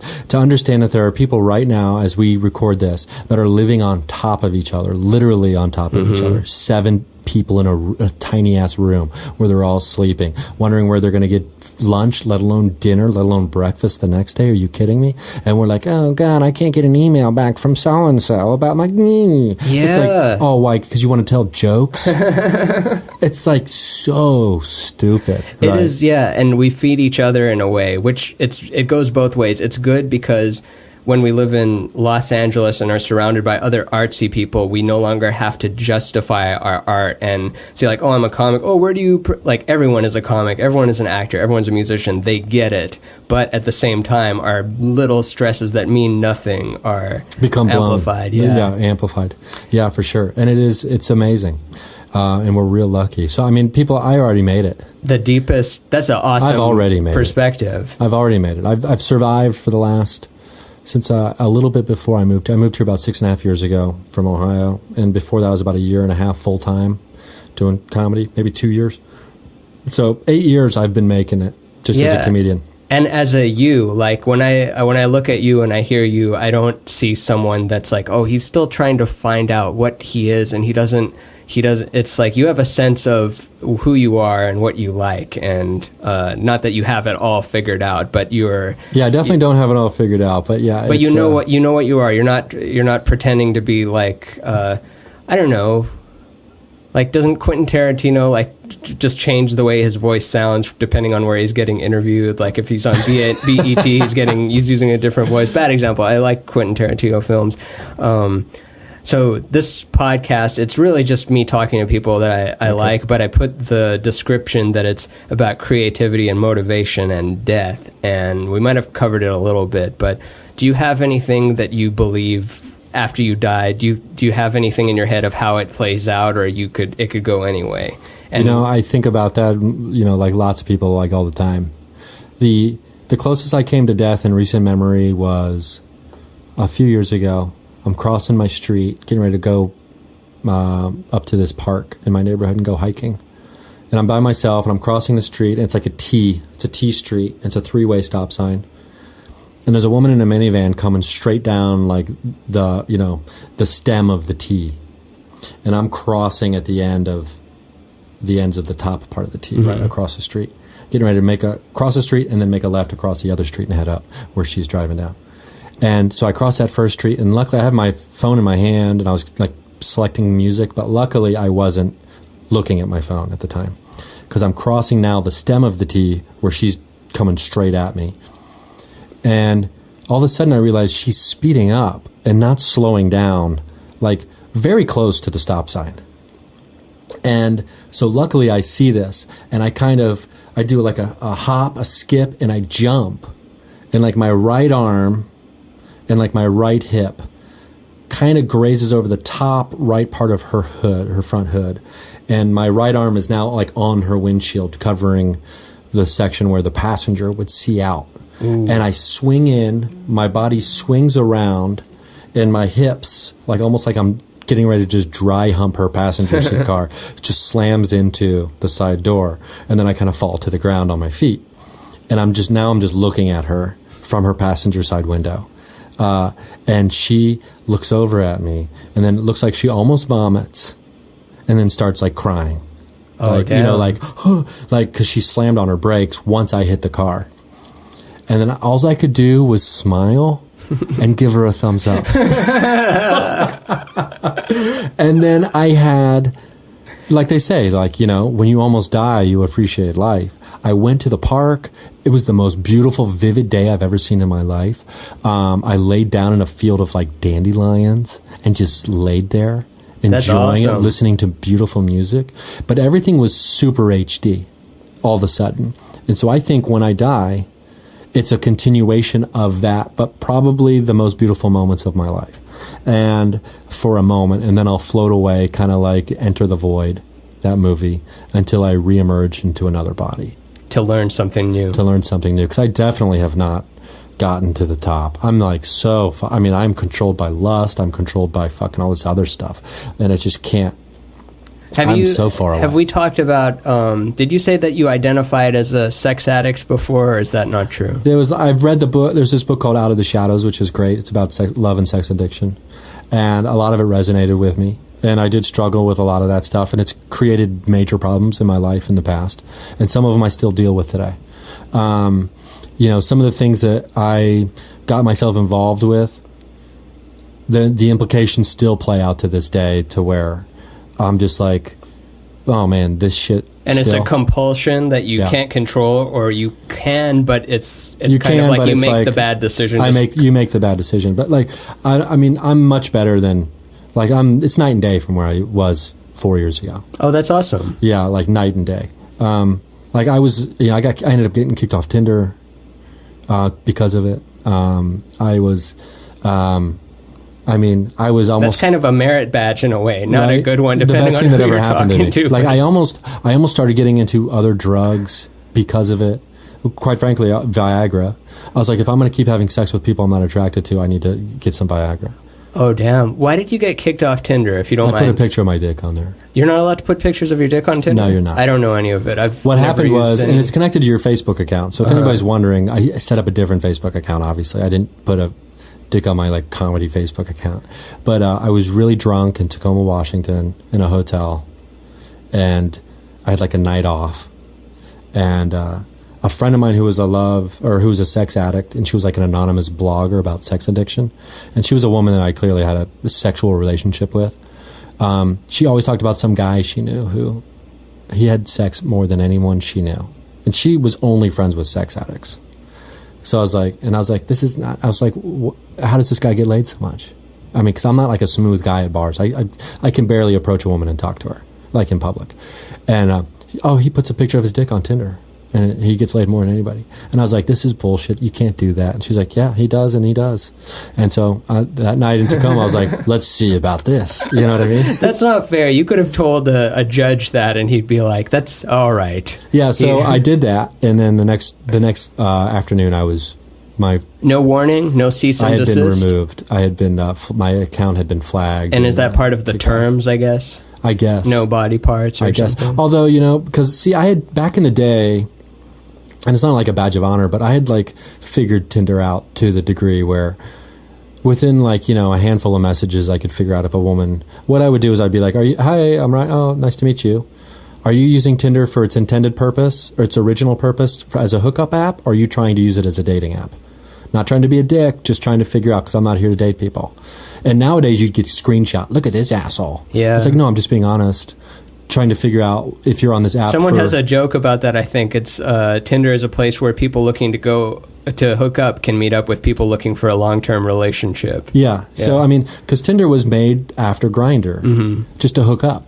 But then it turned into a dating app in the last, 4 or 5 years. But, about 10%, about 33% of the women would be like, screw off, jerk, or whatever. Yeah. I'd be like, I'm not trying. It wasn't. I was like, hey, bitch, you look like you want to do stuff to your body.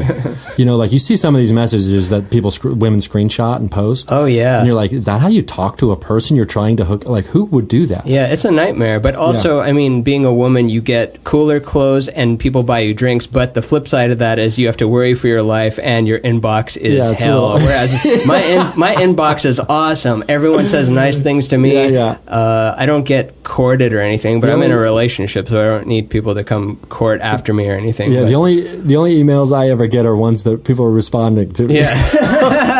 That's if I'm lucky. So, it was. But you had a system, and you figured it out. There's a group of women out there who are using it just to hook up, and you just have to, and people who are fucked up in that way, or who are, I don't want to say fucked. It's so negative, but. People who have that kind of juice, that energy happening in their life at that current time is out of control. The sexual one? They have a flag. It's like their antennas are all raised, and you'll find each other. And those people will find each other. And so I would find those people, and they'd find me, because you could almost because when you're in that mode, you can just walk into a room and you're just like, oh, that person's a juicer. You know what I mean? Where they get their juice. That's how they're getting their juice right now. It's just by dysfunctional sexual relationships, where it's just we don't want to have any kind of emotional intimacy. This is a substitute for that. So that's what it really comes down to. Is where's the struggle with the emotional intimacy happening? Were you not hooking up with people growing up? Is it kind of a repressed thing where you didn't get to sow your wild oats? I was a late bloomer. So you had to make up for it. Well, it wasn't even so much making up for it. I'm not exactly sure, because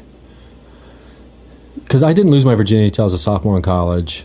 And then after that, I was never this lady killer at a bar type of guy, You got to be a specific dude to put on the charm at a bar and speak to strangers all the time and hook up and take them home. I'm just not built like that. I don't know how they do that. And when I was younger, my early 20s, I would have loved to have been able to do that. I just didn't have the skill set or the confidence sexually.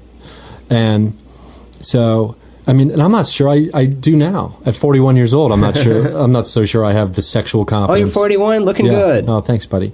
I don't think I have the sexual confidence just to be like, I remember when I was in college, the only reason this one woman hooked up with me is because she was hanging out with me and some friends of mine, and she was just talking about how she wanted to get laid, and she was making no bones about it. And so one of my buddies jumps in, he's like, oh, you want to get laid? Yeah, I'll have sex with you. Oh yeah, I'll make you, I'll make sure you have an orgasm. And she's like, oh yeah. And then my other buddy's like, there was maybe 4 of us in there. And my other buddy's like, no, if you really want to have an orgasm, you need to have sex with me. Yeah, I that's my only thing I care about. Make sure that woman has an orgasm. And then my other buddy's like, nah, you need to have sex with me. And I didn't say anything. I just sat there and standing out by. And so she goes, so you're not saying anything? What about you? Would you make me have an orgasm if we had sex? And I said, honestly, I don't know. But I would try my damnedest. And then she's like, I'm choosing you. Honesty is the best policy. We did not have sex because I was still a virgin, I believe, at the time, and was just too nervous. But just other stuff? Yeah, so we just kind of fooled around. Oh, right. But yeah, so like when it comes to like, so I think when I moved to Los Angeles, I had a long-term relationship end essentially the day I moved here. I believed for the first year I lived here that we were going to get back together, that she was going to move. It was a long-distance relationship to begin with, but then I thought she was going to move to California to go to grad school, and then we were going to be back together. So I was waiting for her. And not only was I waiting for her, I had made her watch The Notebook right before we left. Still haven't seen it. What a great movie. Is it really? Oh, so good. And so I told her, I was like, we'll do the digital notebook when I leave. I'll write you an email every day until you move out. And so for like, I mean, emotionally, this was like very like taxing on me. So every day, even if I was driving, I would pull over into a road stop and write an email on my phone or something. Right? Would you repeat a lot of stuff, or would you try to... I'm sure there was some stuff that eventually would get repeated, but I tried to make them all unique, right? And so after about 200 and some days, she finally emailed me back one morning and was like, we need to stop this. I can't handle it anymore. Oh. And I was like, you know what? It was devastating to me, but I was like, thank God you stopped this, because I can't handle it emotionally, you know? Cancer. Right? And so I still believe we'd get together after that. And then for about 6 months, so for the first year and a half I lived out here, I didn't even see other women. Like, not that I wasn't going on dates. I mean, I just didn't even see that they existed in that way. Like, I wasn't looking at all romantically or thinking about that at all. Was she your first serious relationship? No, she was my second. Second, but that was the most important one at the time. I don't know. I'd say at the time, in the moment, sure, but at the time, the one before that probably remains my most important relationship that I've ever had. Although it's tough to measure them. I don't know, because for different reasons, they really... Both of those relationships were exactly what I needed for those 2.5 years in my life at those times. That I would not be the person I am now without either one of them. That's the best way to look at it. Yeah. So you said for a year, didn't see it, or you dated other women but didn't see them. No, I didn't even. I would never go out. Didn't go out with other women. What changed after that? And then eventually there was this one woman that I, had a connection with, and we started hooking up, and I felt so guilty about it. That it was insanity how guilty I felt about it. So that didn't last. That only lasted for a very, very short time. And then after that, I just kind of went off the deep end. No going back. I was just like, so for the next 2 years, it was just chaos. Where I was like, what are these apps people are talking about? I guess at the time it was only Tinder. There wasn't Bumble or anything. But, and there was Adult Friend Finder, which I never really got into because you had to pay for it. I remember that one. But yeah, I think it's still out there, but... like AOL is still out there. It's still out there. But yeah, so I got into that. And then I did find that at the time that I remember it was 2007 when I realized that being happy made me more creative, that I was better, I was funnier if I was happier. And so I transitioned away from that long-held belief in comedy about you have to be a miserable wretch to be funny. So I broke, that's when I started breaking free from all that shit. And then I still... 4 years ago, I still held on to the belief that, well, if my life is crazy, that's still good for creativity, right? So I would have these crazy, I'll look through notebooks from those time periods, and I'm just like a crazy person. Is that contained in this at all? So what I'm holding right here for listeners, this is Ryan Singer's composition notebook, Future Science. Well, no, that's just a sticker. Oh, this is a sticker on it? There's a comedy collective called Future Science. There's a bunch of different people's stickers. Is it just called Composition? What's the official name? It's Ryan Singer's Comedy Notebook or Composition Notebook, yeah. I mean, I wanted to call Ryan Singer's Comedy Notebook, but Amazon self-publishing, because the word composition is so prominent. Oh, gotcha. They made me put that in the title just because, for copy reasons, for copycat reasons, I guess. Is what you're referring to in this at all, or that's too crazy to have... That's not I'm talking about my freestyle writing. Yeah. This is more of an art set list kind of thing. But you might see a little. You see, cool. There's definitely hat tips to it. I just wanted to plug it in real quick and not to step us out of deep in the trenches of it, because I just find this stuff fascinating. And but there's definitely allusions to it. But I love how open book you are. You speak with while you might feel something like similar to the emotion of regret, you don't have any. You see all the things that seemed like bad in your past as leading to what you are. Yeah, I mean, there's certain things that if I could go back and not do, I would definitely not do a handful of things. But when it comes to becoming I guess some of these lessons are harder to learn than others. So that's why they linger longer and they torture me longer. Especially when you're torment me longer. A victim, not merely a victim to your biology, but we are, in a sense, victims to our hormones and biology. Sure. And, even if we haven't eaten in a day, we become a completely different person. Not to quote Snickers ads or anything. But, But, and that's the superpower I want, never to be hungry again. And males with sex stuff, it's, women are the selector. So, like, there's more female ancestors than there are male ancestors. So what I mean by that is, men can have potentially hundreds of thousands of kids a year, whereas women can just bear one or two if you have twins. So they have to be more selective, whereas men, their strategy is like be more open. That makes a lot of sense. Fertilize more, then you have more chance of your genetics being populated, whereas women have to be selective because that's a smarter strategy than just whoever. And they got to do the work. Yeah, and it's interesting seeing it play out even with, I feel like it's going to still be a problem even as technology helps match things up. There's still going to be that dynamic, and there's still going to be, what is it like, most women only want to have sex with 10% of the men or something. It's like 90 or 80% of the men are just there's not, and I mean for me 100% of the men are but it's you see it from that angle. The only problem with technology is you don't have that in life juice. Like, you have to know if you have the juice with somebody, like the hormones, the chemicals, because there's been women in my past where I walk into a room and literally, as dumb as it sounds, I smell them and I'm like, I want to get you pregnant.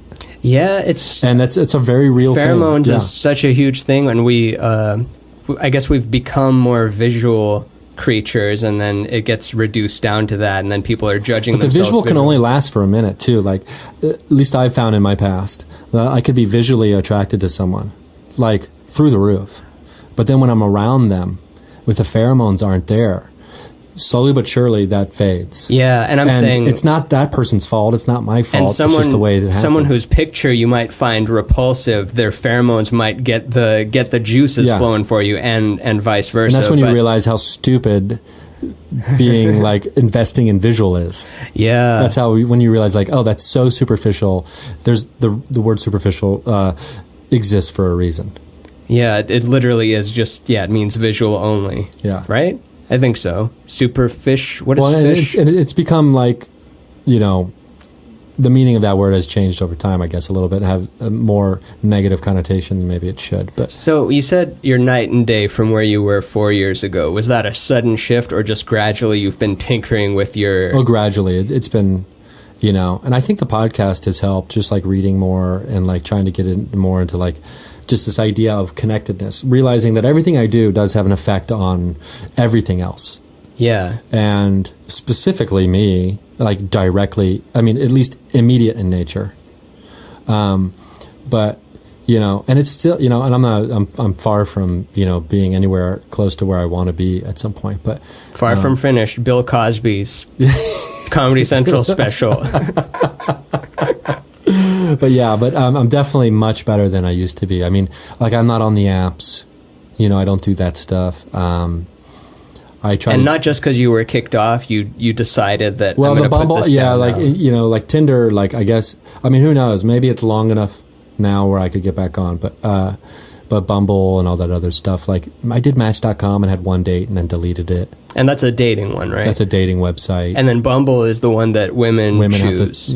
Which that's a cool idea. It's a cool idea, but it's like when you realize that you're in the 90% of I don't think you're in the 90%. I had a real hard time with Bumble, and like, it just became, it didn't make me happy. It's just like the devaluation of humanness, which is done by this like swiping so quickly. Visually, it turns women into it just objectifies women in a way that I was never able to even achieve on my own when I was younger, which is saying something, because when you're just all these like uber horny, just pogo stick dicks, just like, I just want a woman to touch me. But men are touch starved. Not all men, but as a whole, it's like, men are touch starved and women are too much touch. They need space. They need to not be hollered at all the time and messaged all the time. And then men have the trouble of, it really boils down to like your shower. It's, too hot is bad. It's burning your skin, and too cold also. Same degrees of a different thing. We want the thing. The law of polarity. And polarity. Did we touch on this already? Polarity, you can't have dimension without polarity. So there's, if you're describing dimensions, you start with a point which has no dimension, and then one up is that of first dimension is a line. So what you're doing is you're taking a point and then you're extrapolating it out in opposite directions. Then you get a line, and then in doing that to another one, you get a square. So in creating polarity across a dimension point, you get a form. That's how we get 3-dimensional objects, 4-dimensional objects, 5-dimensional.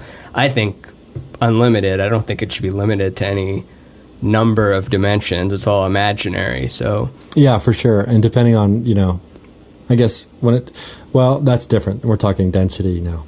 I was thinking about the density conversation, about how some people would say that we're entering this new era of consciousness, and it's already raising happened. The vibration and the Earth. Some people would argue that the Earth is getting ready to transition into a 4th density object. Oh, I thought 5th. Or no, I guess it would be 4th, but then time would then be 5th or something.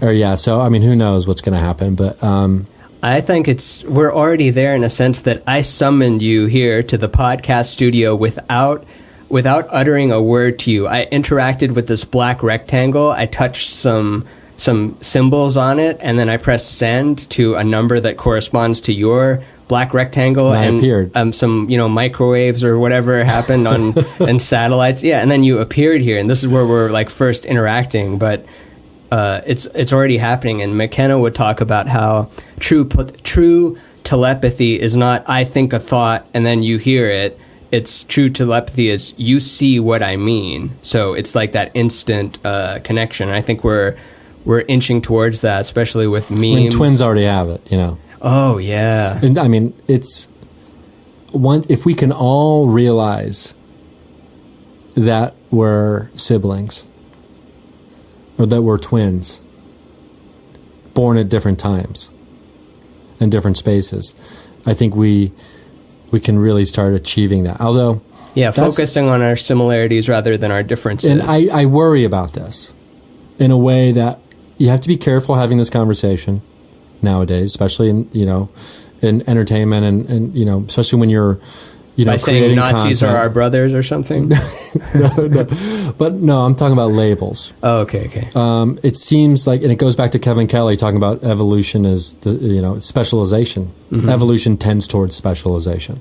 So now what you have is human beings coming up with more and more and more labels to specialize themselves, to create a separateness for the goal of inclusion, if that makes sense. And I worry about... Can you talk about that a little bit more? Separateness for the case of inclusion? What do you mean by that? For example, let's have it mostly refers to, gay, straight, transgender, cis. When you have, there's certain, the use of pronouns has become so specialized. They, and some people don't like him, her, or they. Yeah. They just like their name, which is that's great. It's going to take a minute for some people maybe to wrap their brain around that and adjust to being able to do that. So what I'm saying is we are dividing ourselves into more and more subcategories. Yeah. But that's for the sake of someone trying to feel more who they are. Yeah, and I'm all further for defining themselves. Further defining themselves, and I'm fine with that. But my concern is that we just keep putting up more barriers between ourselves for the sake of inclusion, which I'm all for inclusion, but that it becomes, we're finding more ways to see how we're different than each other. Yeah, and as opposed to realizing that no, we're all just these like weird energy consciousnesses and like these fleshy sleeping bags somehow, and like there's no difference at all between us. Yeah. Have you heard Ram Dass's? You might have, since you just described listening to 18-hour lectures on hikes and drives, but when he breaks down, like he uses the metaphor of a remote control flicking between channels, and he says on channel 1, you just see physical form. You see man, woman, attractive, unattractive. Who is someone you'd want to have sex with? Who is someone who's a competition to be having sex with that person against you, and who's irrelevant. So he's like calls himself irrelevant. You look at me, you think, 68-year-old bald Jewish man, you look at me like irrelevant, he says to himself. And then he says, channel 2, you see, successful, unsuccessful, the social identity, your clothes, like how you define yourself as that. The third channel, you flip up, you see the story up until now. Where am I going? Will I get there? How will I make it? Everything that's happened up to there. And then channel 4, if you want to play with astral identities, there's only 12 of us, so you just see like Leo, Virgo, Scorpio. And then above that channel of, the matrices of individual differences, you just look in another person's eyes and you see another just entity awareness looking back at you, and it's like, oh, you're in that one? How'd you get in there? I'm in this one. What's it like being in that one? And then he says if you flip one channel above that, then it's just one dancing in these different characters, God in drag, so to say. And he said, just to please the Buddhist, we flip the channel up one more, and then the TV disappears, you disappear, I disappear. It's all a void, and there's no channel. And I just always like thinking of, we have layers of identity, which go down to very primal and basic, and they're all still there. Just because we're wearing clothes and have culture and art and symphonies and stuff doesn't mean the animal self is not still present underneath that. And we see the animal self play out in a lot of ways, whether it's with the Louis C.K. masturbation scandal. I want this to be relevant, because if I just say Louis scandal, it's like, what are you referring to? I'm listening to this in 2023. What did Louis Anderson do now? Yeah. Louis Anderson actually has scandals too, but I won't get into that. We don't need to get into that. Yeah, and it's been done to death. I don't want to throw anyone under the bus. I love you, Louis C.K., and for all the art you've done, and it's unfortunate that the people are hurt by your actions, and you can learn that and your kids, and whatever is the perfect stance to take. That's my stance. I'm taking that one, the perfect stance. It's so easy to hate, and it's more difficult to love, and that proves to me that it's the more worthy of the options, for sure. Where does it? It doesn't get you anywhere. When I see a school shooting and like Congress doing nothing, sure. Do I want to gather up 40 of my closest friends and show those guys in Washington just how easy it is to buy an AR-15 and walk into a public place with it and use it specifically to, on them? Sure. Do you want to, show them how easy and crazy it is? But like that doesn't solve anything now. Mm-hmm. Because people are really, it's kind of sad. It kind of made me a little bit sad when everybody's like, the memes going around about how pointless thoughts and prayers are. Yeah. And it's like, and I'm sitting over here like, no, that's not true. Like, is there more than thoughts and prayers that should be done? Certainly.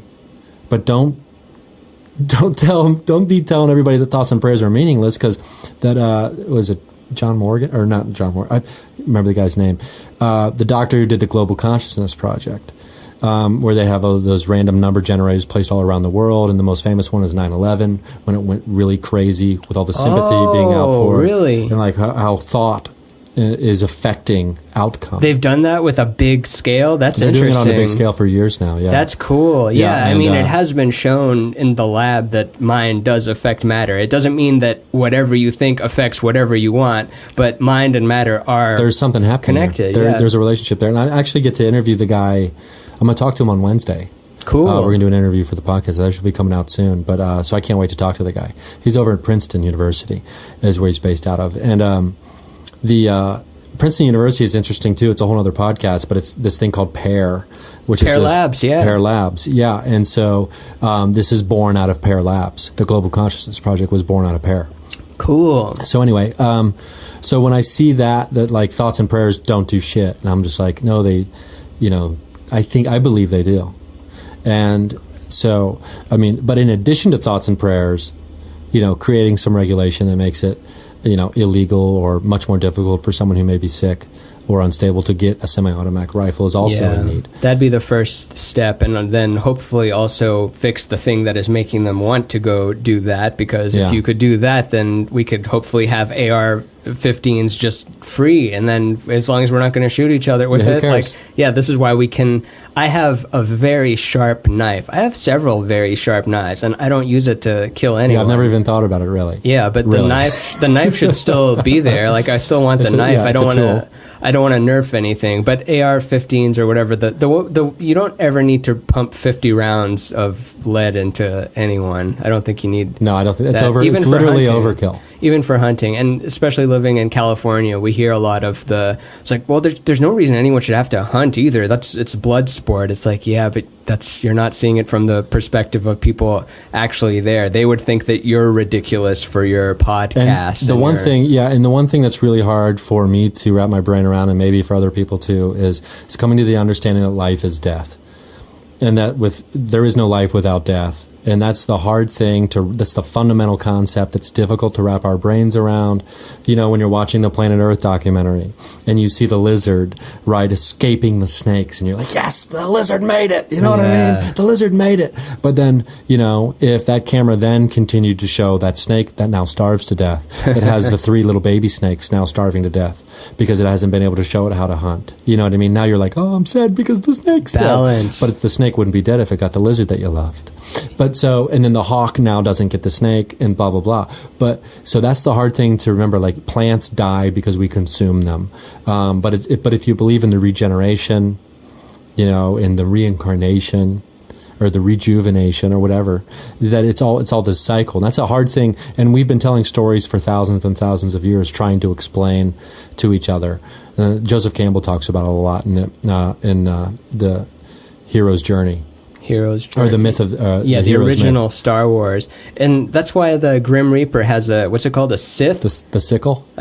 No, what's his blade thing called? Oh, I thought it was a sickle or a Sith. Yeah, it's because it's a flat one, right? Yeah, and it's used for cutting grass. It's like the original lawnmower thing, and it's symbolizing, we need to get rid of this grass so the new ones can grow, because otherwise it's going to be too much. And I always thought of it as like, oh, he uses it to chop your head off, and it's sharp and it looks cool, and he's tall or something. But oh no, it's just a lawnmower. He's just mowing the lawn. He's not coming to kill you. he just sees you as more lawn, and he's moving along these patches sometimes. And you know what? And if you took a bunch of shits while you were here, your grass is going to be a little higher.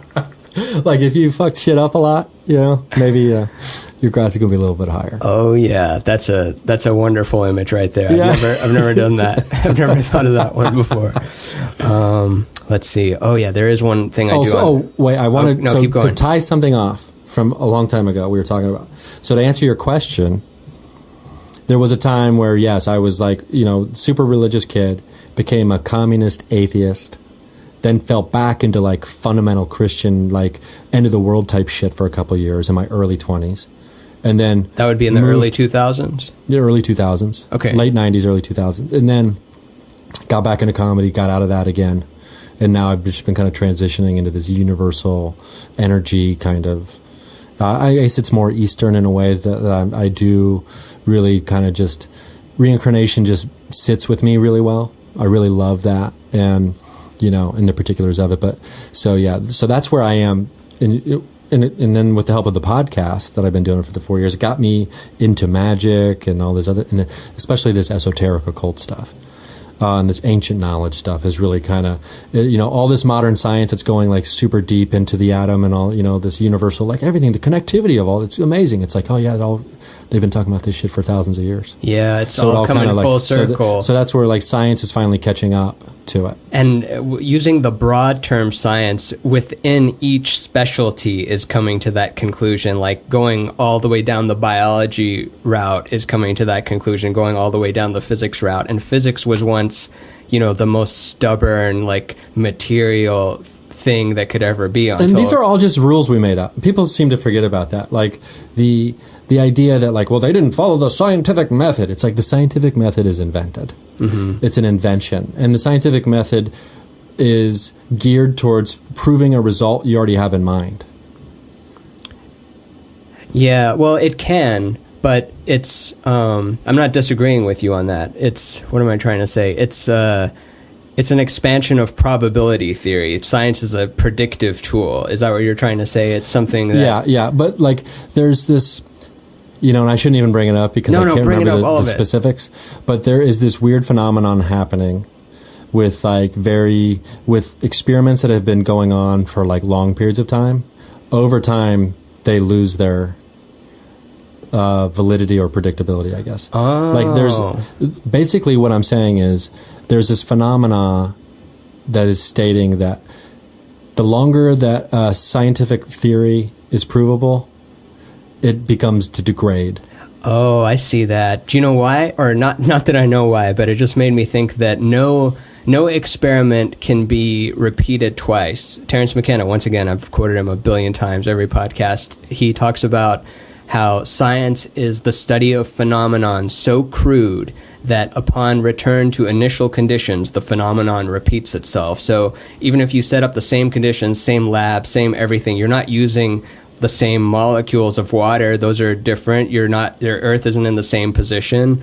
So everything has changed, but it's close enough that it should repeat itself. Yeah. So you can never actually do the exact same experiment again because time has passed and things have changed. And I do like McKenna. McKenna is like one of these scientist guys who's like open-minded, but then like you mentioned him earlier, Neil deGrasse Tyson, who's like pop culture scientist number one right now. But interesting thing about, or go ahead. I don't want to. Well, he loves being famous. Oh yeah.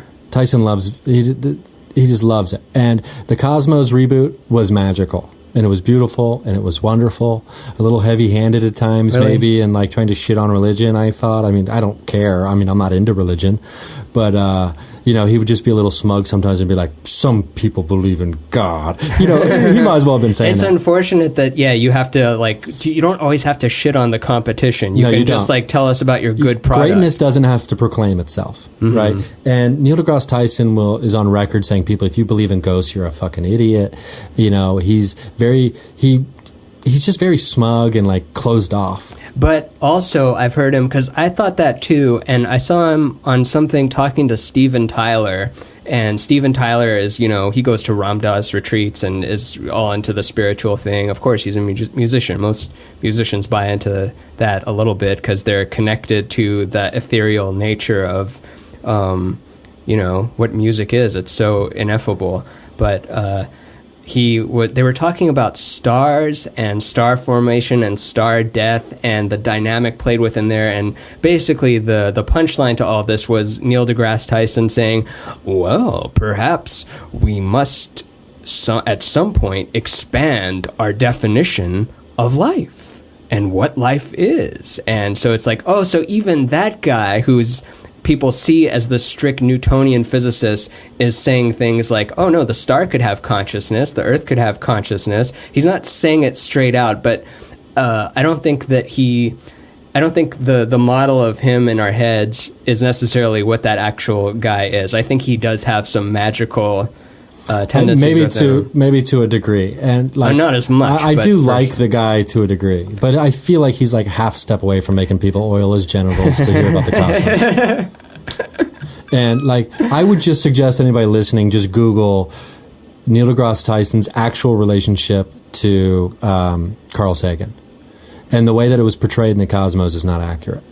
At the beginning of the Cosmos, the way he's he was my mentor and blah blah blah. He just took a class with him, and he was in the back of the auditorium. Just Google it. Okay. Just Google it and see if Neil deGrasse Tyson kind of changed history a little bit to position himself as the chosen predecessor of Carl Sagan to do the Cosmos series, which you do for TV magic, probably. Who knows? But it's pretty calculating, and Are you a big Sagan guy? I loved Carl Sagan. I loved Carl Sagan, yeah. And there are some people who say, this is a problem with the conspiracy world. Now everything is a conspiracy. Everything that happens is a fucking conspiracy. Before the bullets, the shells have even hit the ground, it's crisis actors were at Parkland. And it's like, you assholes are not, like, I get it, your rage and your inability to process the horror that is actually happening in real life. And we don't really know how to process, like, this is such horrific shit that's actually happening. We can't, so we try to choose to ignore it. And then we come up with, like, different scenarios that can make it be not so horrific. It's like not every conspiracy theory is true and not everyone is false. Yeah, 100%. And, I mean, and it's, and the idea that the term was coined by the CIA to try to discredit people about the JFK assassination, is evidence that conspiracy theorist as a phrase has been used as a weapon itself for decades now. But I mean, you don't have to be a history buff to know that most of the wars the United States have partaken in have been started on false flags. Oh yeah, like that's just, we're not the good guys, and we haven't been the good guys for a very long time.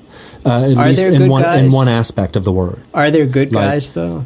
Well, like in this little drama of nation states. Trump, I think that's why Trump, I mean, I don't want to get political, but I think that's why Trump got elected. Trump bought into this old myth, the story of our country, right? Of being the good guys. Of being the good guys. Because when we won our independence, the founding fathers were all about isolationism. We're not getting involved in the rest of the world. We're done with this shit. We worry about us. We take care of us. We make sure everybody that's here is taken care of, except for the slaves. Don't worry about them. You know what I mean?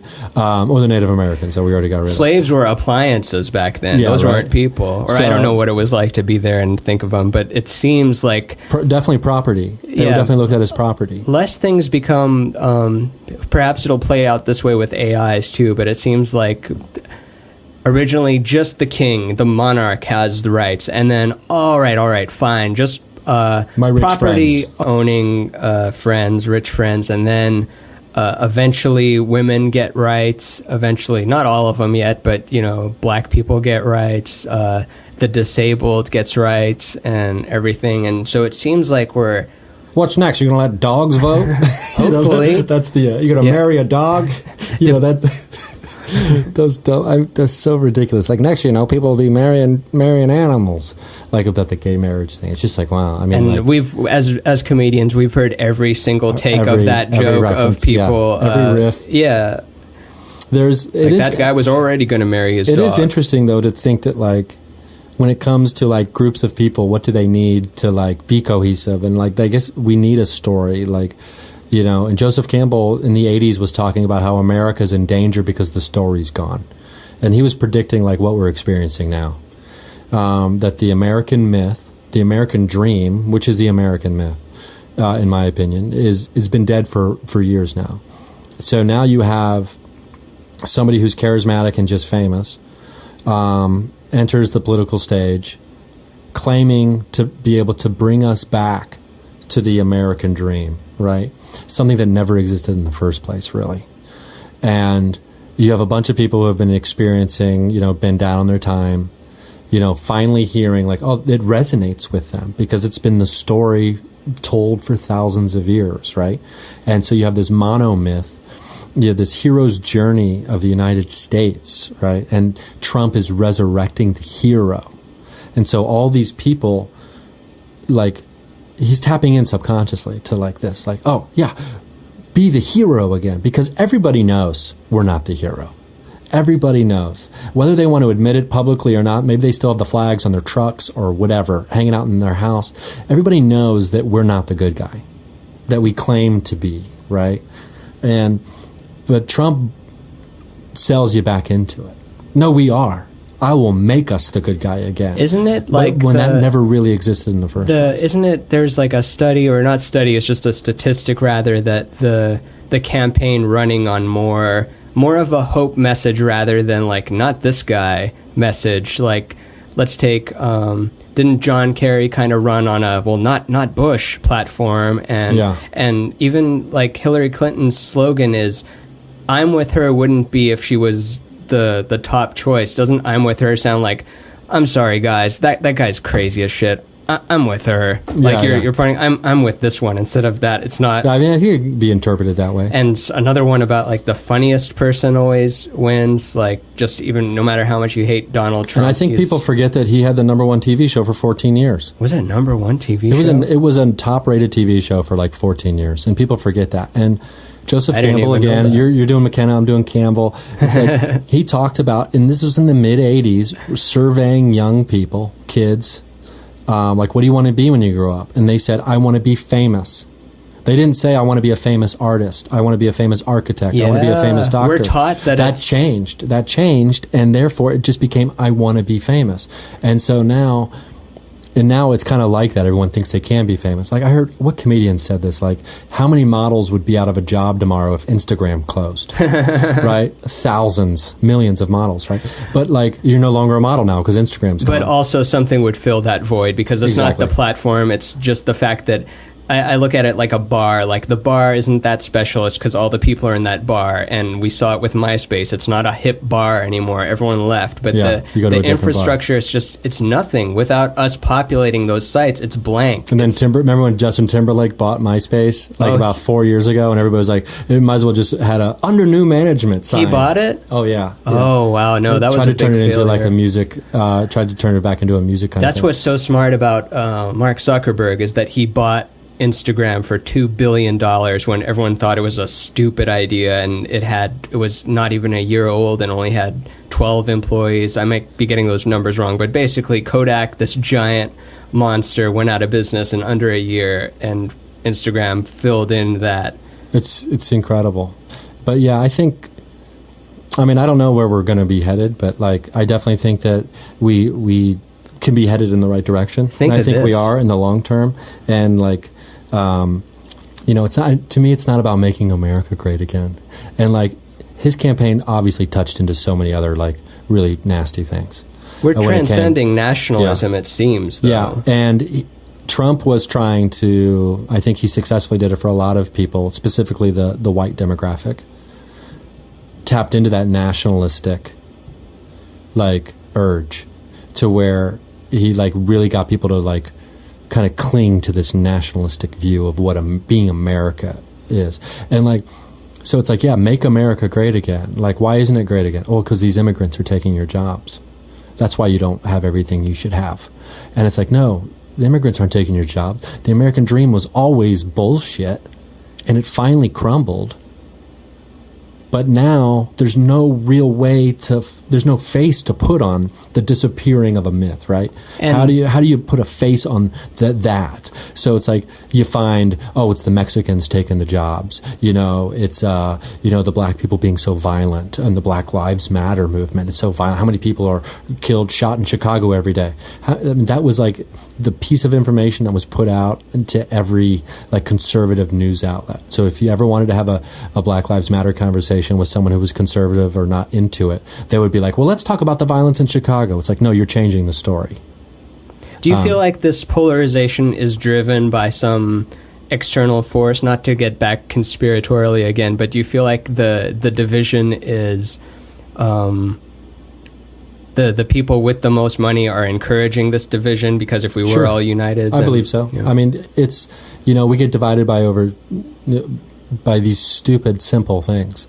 And I mean, the fact that we're still being divided over race or gender identity or, sexual preference, it's silly. It's just like the basic stuff. We're talking about like basic stuff here.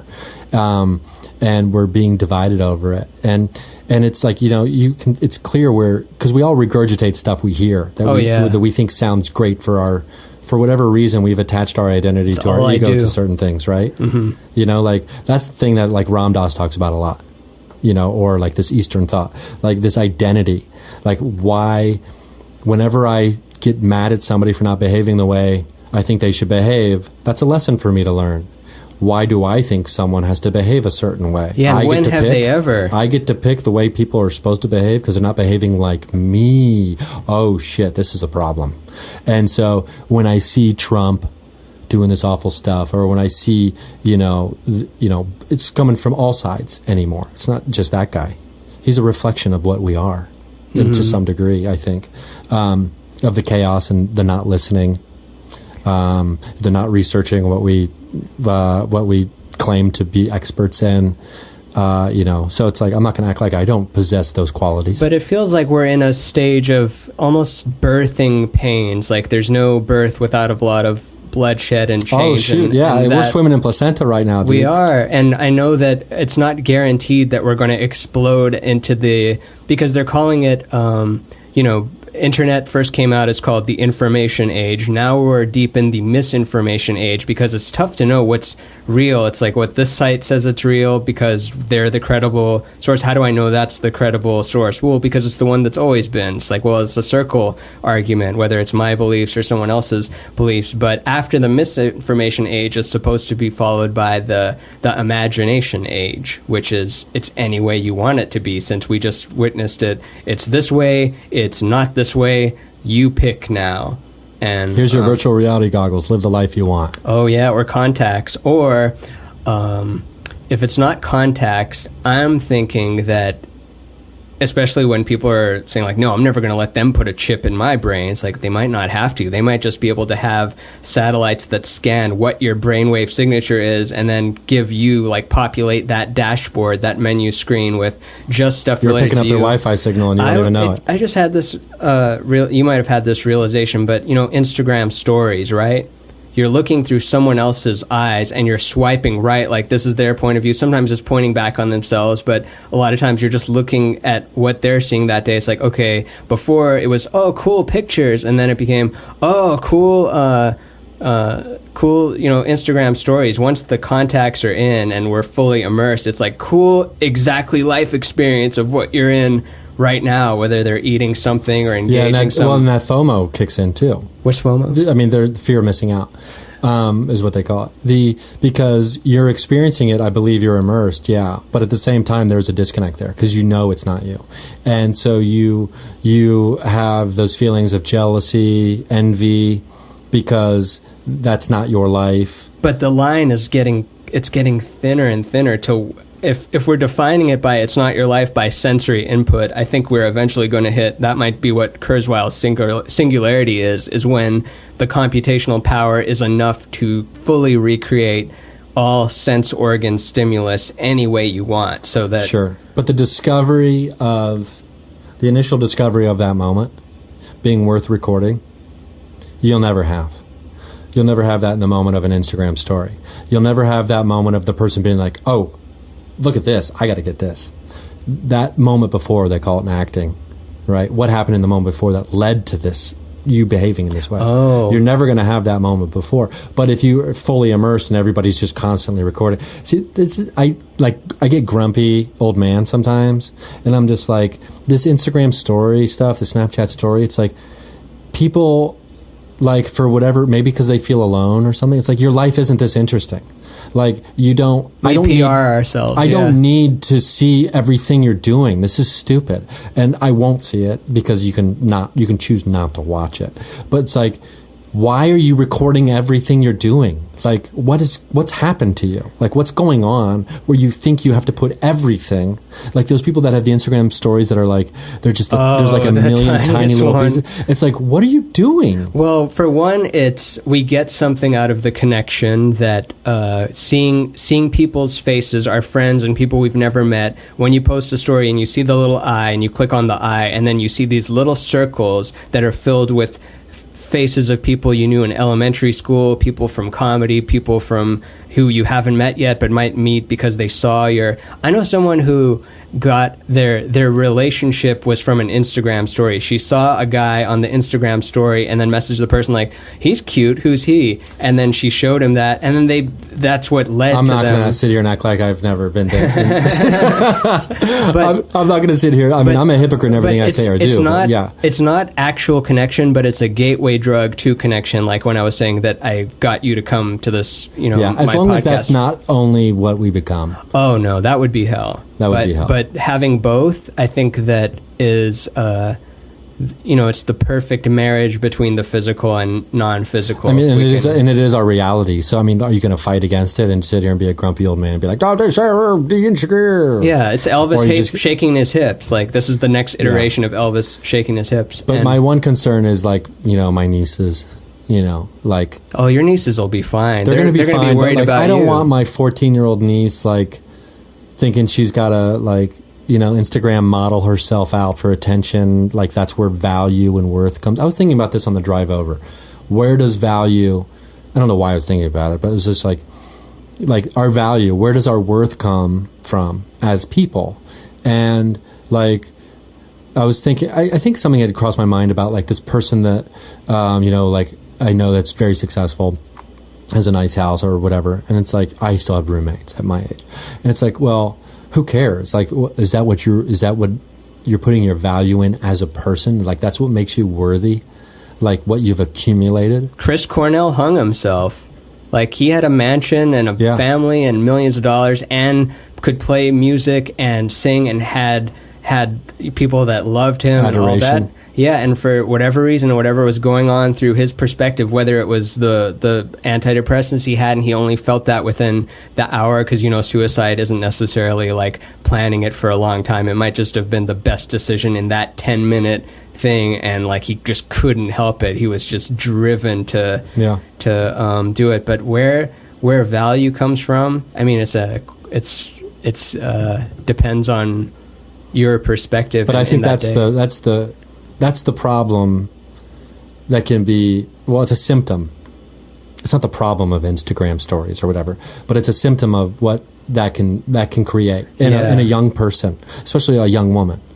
Because there's so much more to a person, like we were talking about earlier about the physical thing. But if she did both, that would be the best. If she had, she's doing fine, by the way. I mean, my nieces are doing fine. Oh yeah, they're fine. I mean, to me, she's hypothetical at this point. But let's say she is like, because I can't, or maybe I could be an Instagram model, but not to the level that an 18-year-old girl in a certain body would have. Like, they're more set to do well on Instagram because that's what the women are more set to do better on Instagram, or in general. Yeah, it's just women are set to do better on Instagram than, because it's the visual medium. But if she didn't put all her value in just that, but let's say she wanted to go study astrophysics, but she also wants to take, because if you just take a photo of yourself and the post does well, people will approach you from, whether it's a tea brand or a bikini brand or something. There's people who've made hundreds of thousands of dollars from just doing that, whereas before you had to go through an agency, and those were filled with Harvey Weinstein type guys who you'd have to. It definitely is an empowering tool. Yeah, the middleman is gone now, and I think that's awesome. And there is something to be said. I mean, whether we want to admit it or not, if I have a post that I really need to, like, I want to do promo on, and I want more people to see or whatever, it's a selfie photo. For whatever reason. Whether people want to admit it or not, selfies always do better than non-selfies. If someone's following you, it stands to reason they want to see a picture of you doing something, and so it makes sense in that way. But I used to get really upset about selfies. I used to be really a couple years ago, just in general, of the concept of a selfie, like the sickness of a selfie, and like I used to be like, but then I realized. And it sounds silly, but it's like every photo's a selfie, man. Every single photo is a selfie. So how can it be separate from you? Once I really, truly realized that and embraced it as not just something funny or silly to say, but as the reality of what I truly believe our existence is, every photo is a selfie, and I no longer get mad about it. That's beautiful. Yeah. So it comes across as you're kind of torn between this ever accelerating technology and the way, actual human connection. But do you think, it seems like you think the same way I do, which is going to work out fine in the end? No, it's definitely going to work out fine in the end. I mean, we made it through the Ice Age. We've made it through a couple world wars, which I could only imagine being alive back then. When the world is at war, Imagine the subconscious burden, the weight on your mind every morning when you wake up, every night when you fall asleep, when the world is at war.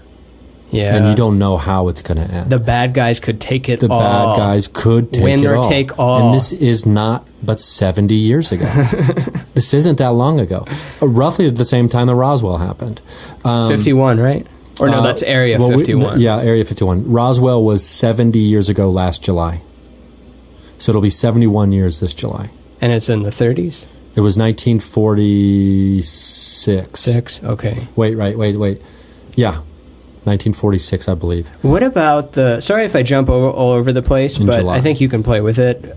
Is there any juice or weight to the theory of extraterrestrials being humans from the future, which is why I like that one. Which is why our bodies are smaller, our heads are bigger, our screens need protective. Our skin's different because of the lack of sunlight and all this other kind of stuff. Yeah, so there's something to be said about that. It's a fascinating theory, and some people tell you that's the way it is. It's this thing where you have to figure out where are you getting your information from. Who do you choose to believe? Because especially if you have a Gaia subscription, you're going to hear different people telling you. Or you could go on YouTube and you could listen to David Icke talk about how the moon's an amplifier for the radio waves that are coming from Saturn, which is building the matrix here on Earth and the false reality that we all live in. And the cube worship, right? Or essentially it's like that the reptilians, they feed off of anguish and anger and this dark matter, this dark goo, right?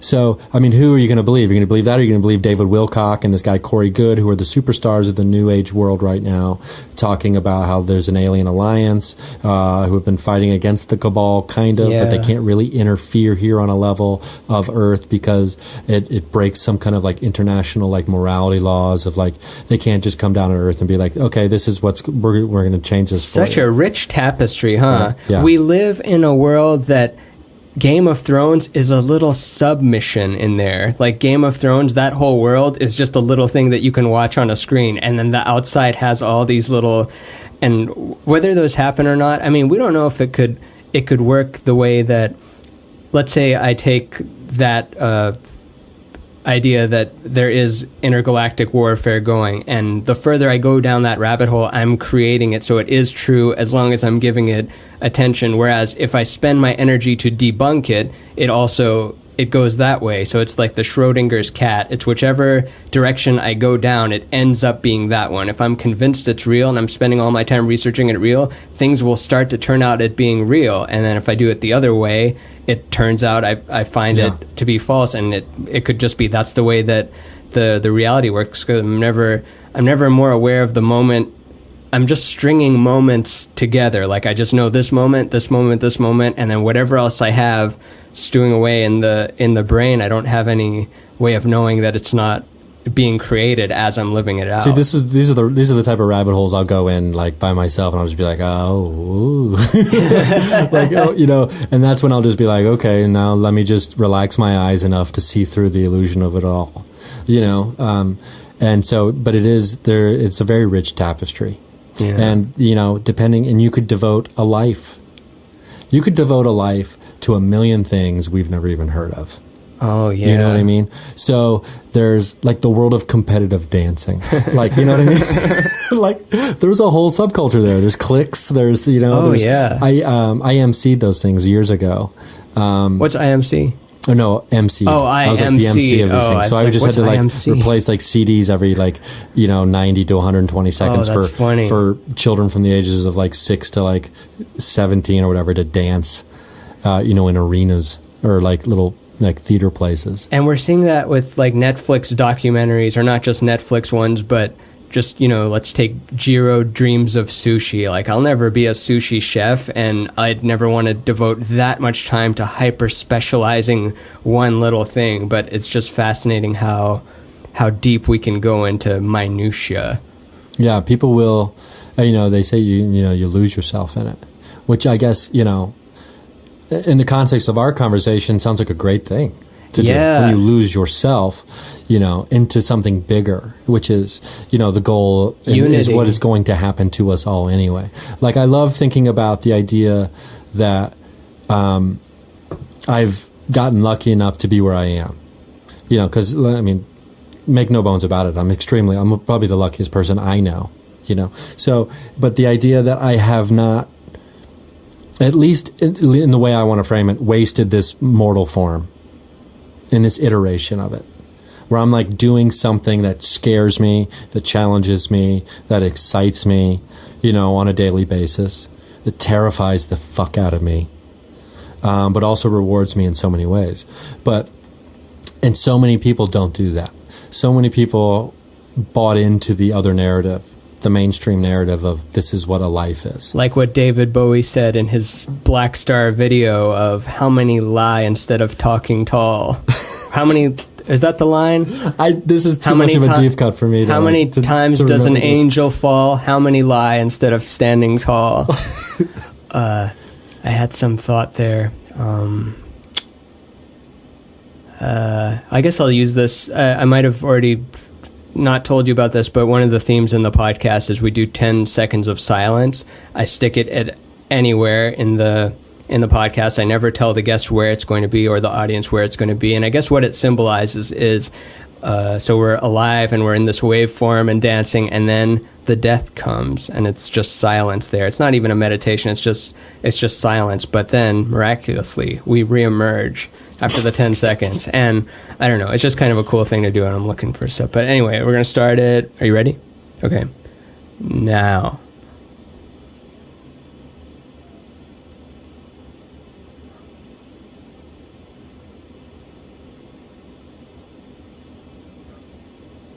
All right. That was some good silence. That was some great silence. Did it make you feel good? I almost laughed at one point. That's okay. Just because of the nature of... Is that really... is that the total? Oh, actually, I think we're at 2.5. So we should... I was like, oh, okay. No. So we should probably wrap it up. Put a bow on her? Yeah, but there was one more thing I wanted to ask you, but I'm struggling to find it. But we could also just wax poetically about this stuff. We've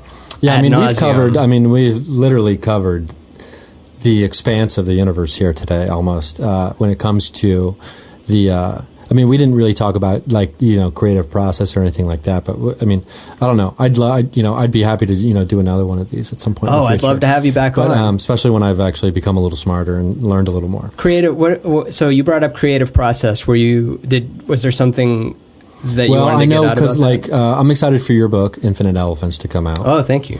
I do love the idea of. And just as a reminder, if anybody's interested in what came up with this book was I started doing these artistic set lists for my creative process, before shows. Instead of writing a traditional set list of a list of all the jokes I would tell, I started doing these conceptual drawings or these weird word game kind of things, but with always a punchline joke at the bottom as my closer. And this was before you go on stage, pretty much immediately? Yeah, that's the day of, maybe in the hotel before I get a ride over to the club or whatever. Or sometimes at the club, in the green room. But usually in the hotel or condo or whatever before the show at some point. I just opened up to one page and it says, what's mind is yours. And where there's instead of mine, it has mind and it's got a brain. And then underneath that it says, try not hit on the waitresses again. For what? How many? 60 minutes? Yeah, 60 minutes for, this was 2014, so 4 years ago. And try not hit on the waitresses. You said you're a night and day difference from 4 years ago. Would this fall on the other side of that river? Yeah. And it's that's the rule. Don't hit on the waitresses at the comedy club. Some clubs have a rule where they're not allowed to do anything with the comics or they'd get fired. Yeah, that's probably not a bad rule, although everybody's a grown up.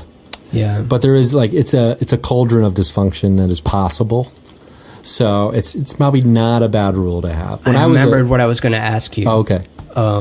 But hold that thought. Stick a pin in that one in case you had some. No, it's not really. It's just about when I worked in a club. But have you ever heard because I like epistemology stuff, and the word naughty, which is used to describe sexual stuff, it's naughty, and it stems from the word now, not, nothing, to not be. And I've heard sex addicts describe, the reason that they're always chasing that feeling is because they feel like they're in flow. They don't exist anymore. It's that period of I don't exist at orgasm. I'm one with everything, and I am that. So that's where it stems from, having it be naughty. It's to be engaged with nothingness, or in French it's referred to as le petit mort. The little death is orgasm. Oh yeah. And I was just wondering if you'd ever heard that before. I'd heard the French translation before. And there is something, I mean, I'm not going to sit here and act like half my life hasn't been devoted to chasing that little death. And for those, few half years, sleeping, half chasing the little death. Yeah, and for those few years, it, obviously it was even a bigger chunk. I mean, to the point where I was like lying to friends about what I was doing because of the shame involved. But like driving to shady parts of town to get or just laid, lying about like, hey, what are you doing tonight? Like, oh, I got a show on the east side, or knowing that they're probably on the west side, or vice versa, or Gotcha. something. And then meanwhile, I'd be driving to a stranger's house. And while you're doing that, you're probably getting that, not to awaken the addict within you. Or no, anything, I don't mind talking about it because I think it's helpful to talk about, because someone who's listening might be experiencing something similar. Because that's the problem. Like many years ago, not like many years ago, but I don't know, 2009. I watched this TED Talk about reprogramming your brain as a man. Stop watching porn. It's the no FAP movement that was kind of big like 8-9 years ago, where you don't masturbate. And if you're a man my age, you can not masturbate for 30 days and you just stop watching porn. No orgasm or just no touching? No masturbation. No edging. You can have or sex and all that kind of stuff. But so it's a way to reprogram your brain, because I had gotten to the point, like at the end of that waiting period for that woman to move to California, I had started watching a lot of porn. And so like a couple times a day. And so it had gotten to the point where I had become my own preferred sexual partner.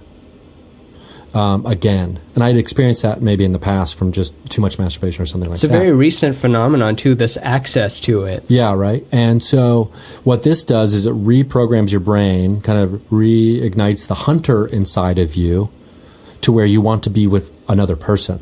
Like, because one of the red flags that went off for me was like, oh, when I'm with another person, I would rather have like I would call them mutual masturbation sessions. Yeah. Like, let's not have sex. Let's just jerk off together. And that to me, like, I would rather do that than have sex with someone back then, at that point.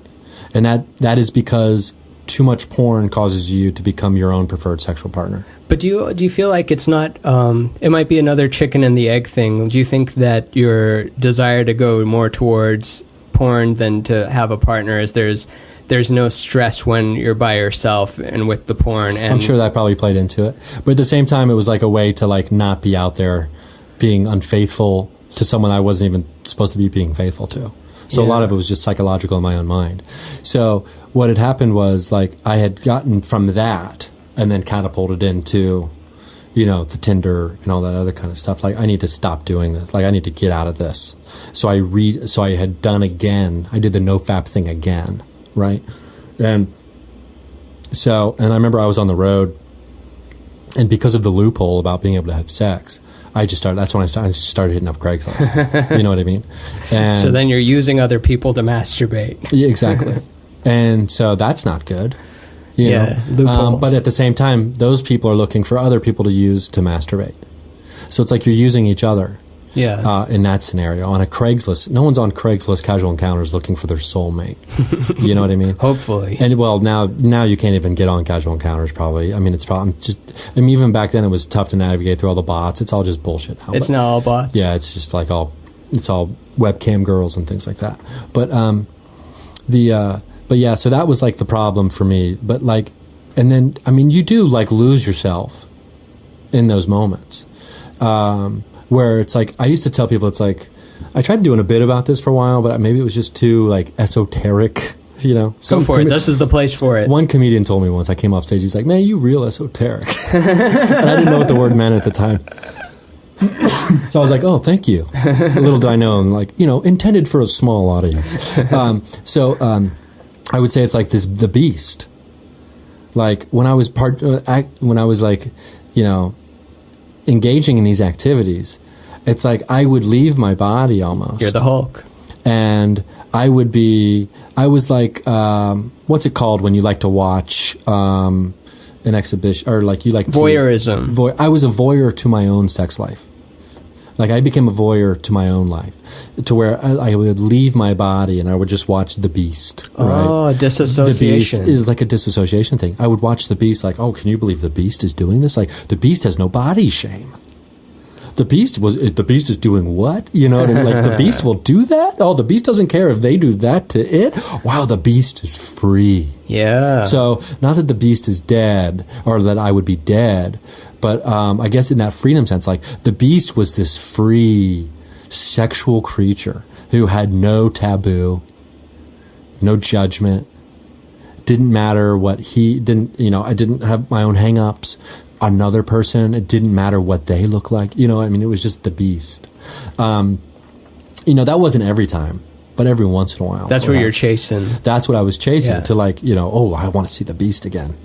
Like, I can't believe that shit that the beast did. Because then I get to tell the story about the beast like it's my own life. And so I'd have like a friend or two would be like, what crazy shit did you do? And I'd be like, listen to that.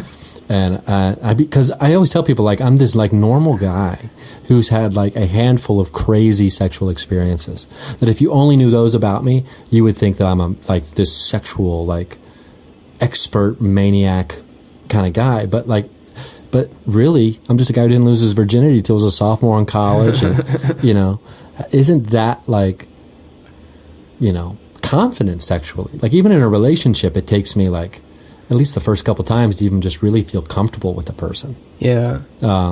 Which, I don't feel any shame in admitting that, but, every once in a while, you get lucky and the pheromones and the juices there, that it's just without a hitch that first time, and it's great. But that's typically when there's a dysfunction and the beast is involved.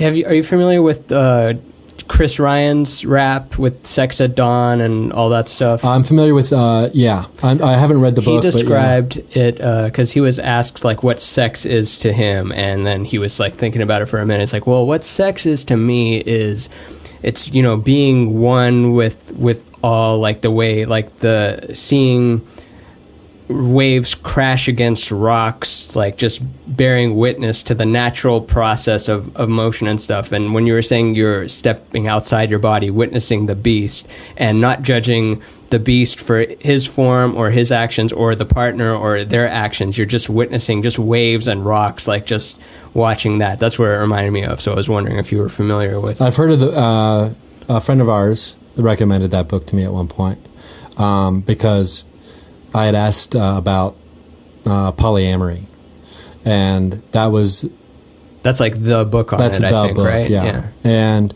and it talks about like the complications that come with monogamy and a bunch of things like that. I think it is the book that most people recommend as one of the fundamental texts. I was on a podcast with shout out to Very Ape podcast.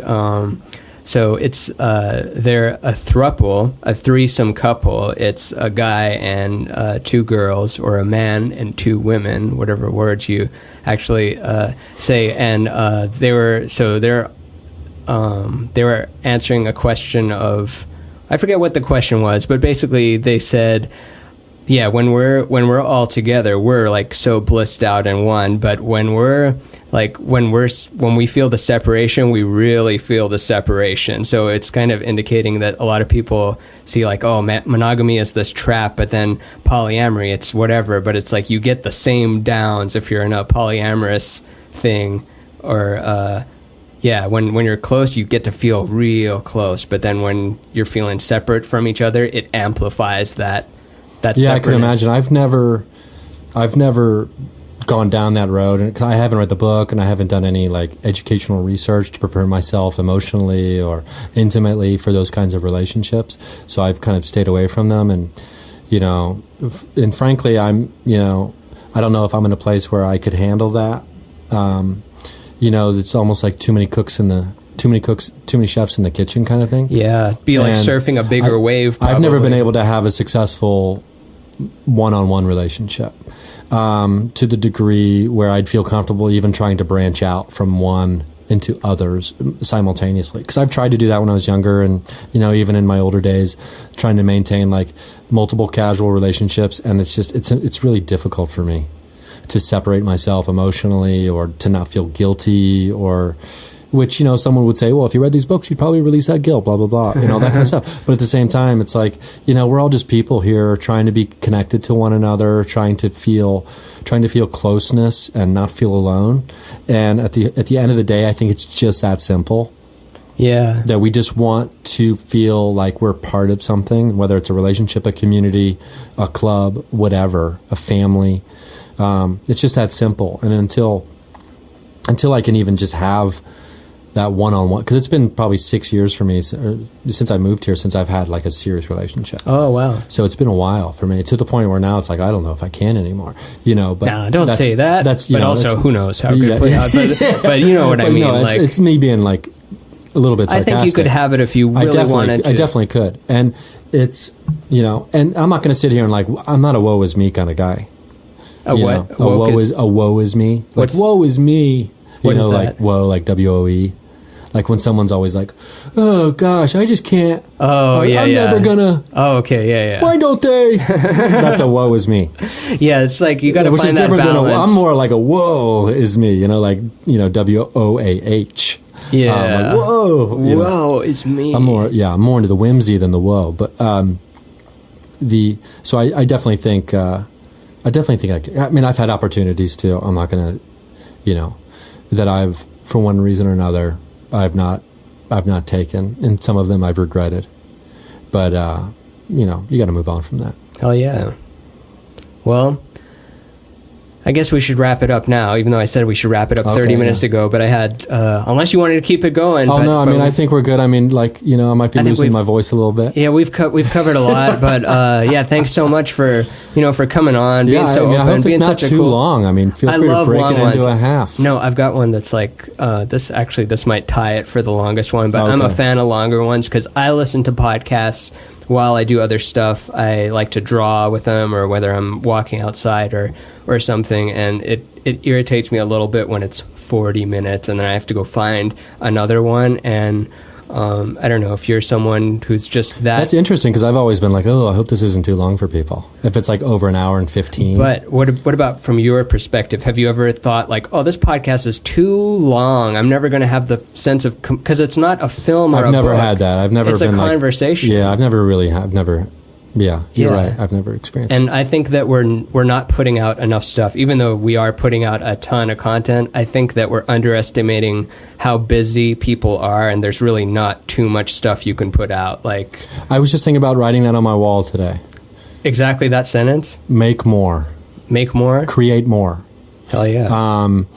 Just as a reminder, I don't have any tattoos, but I wanted to get, just on my finger here, write more on my left hand.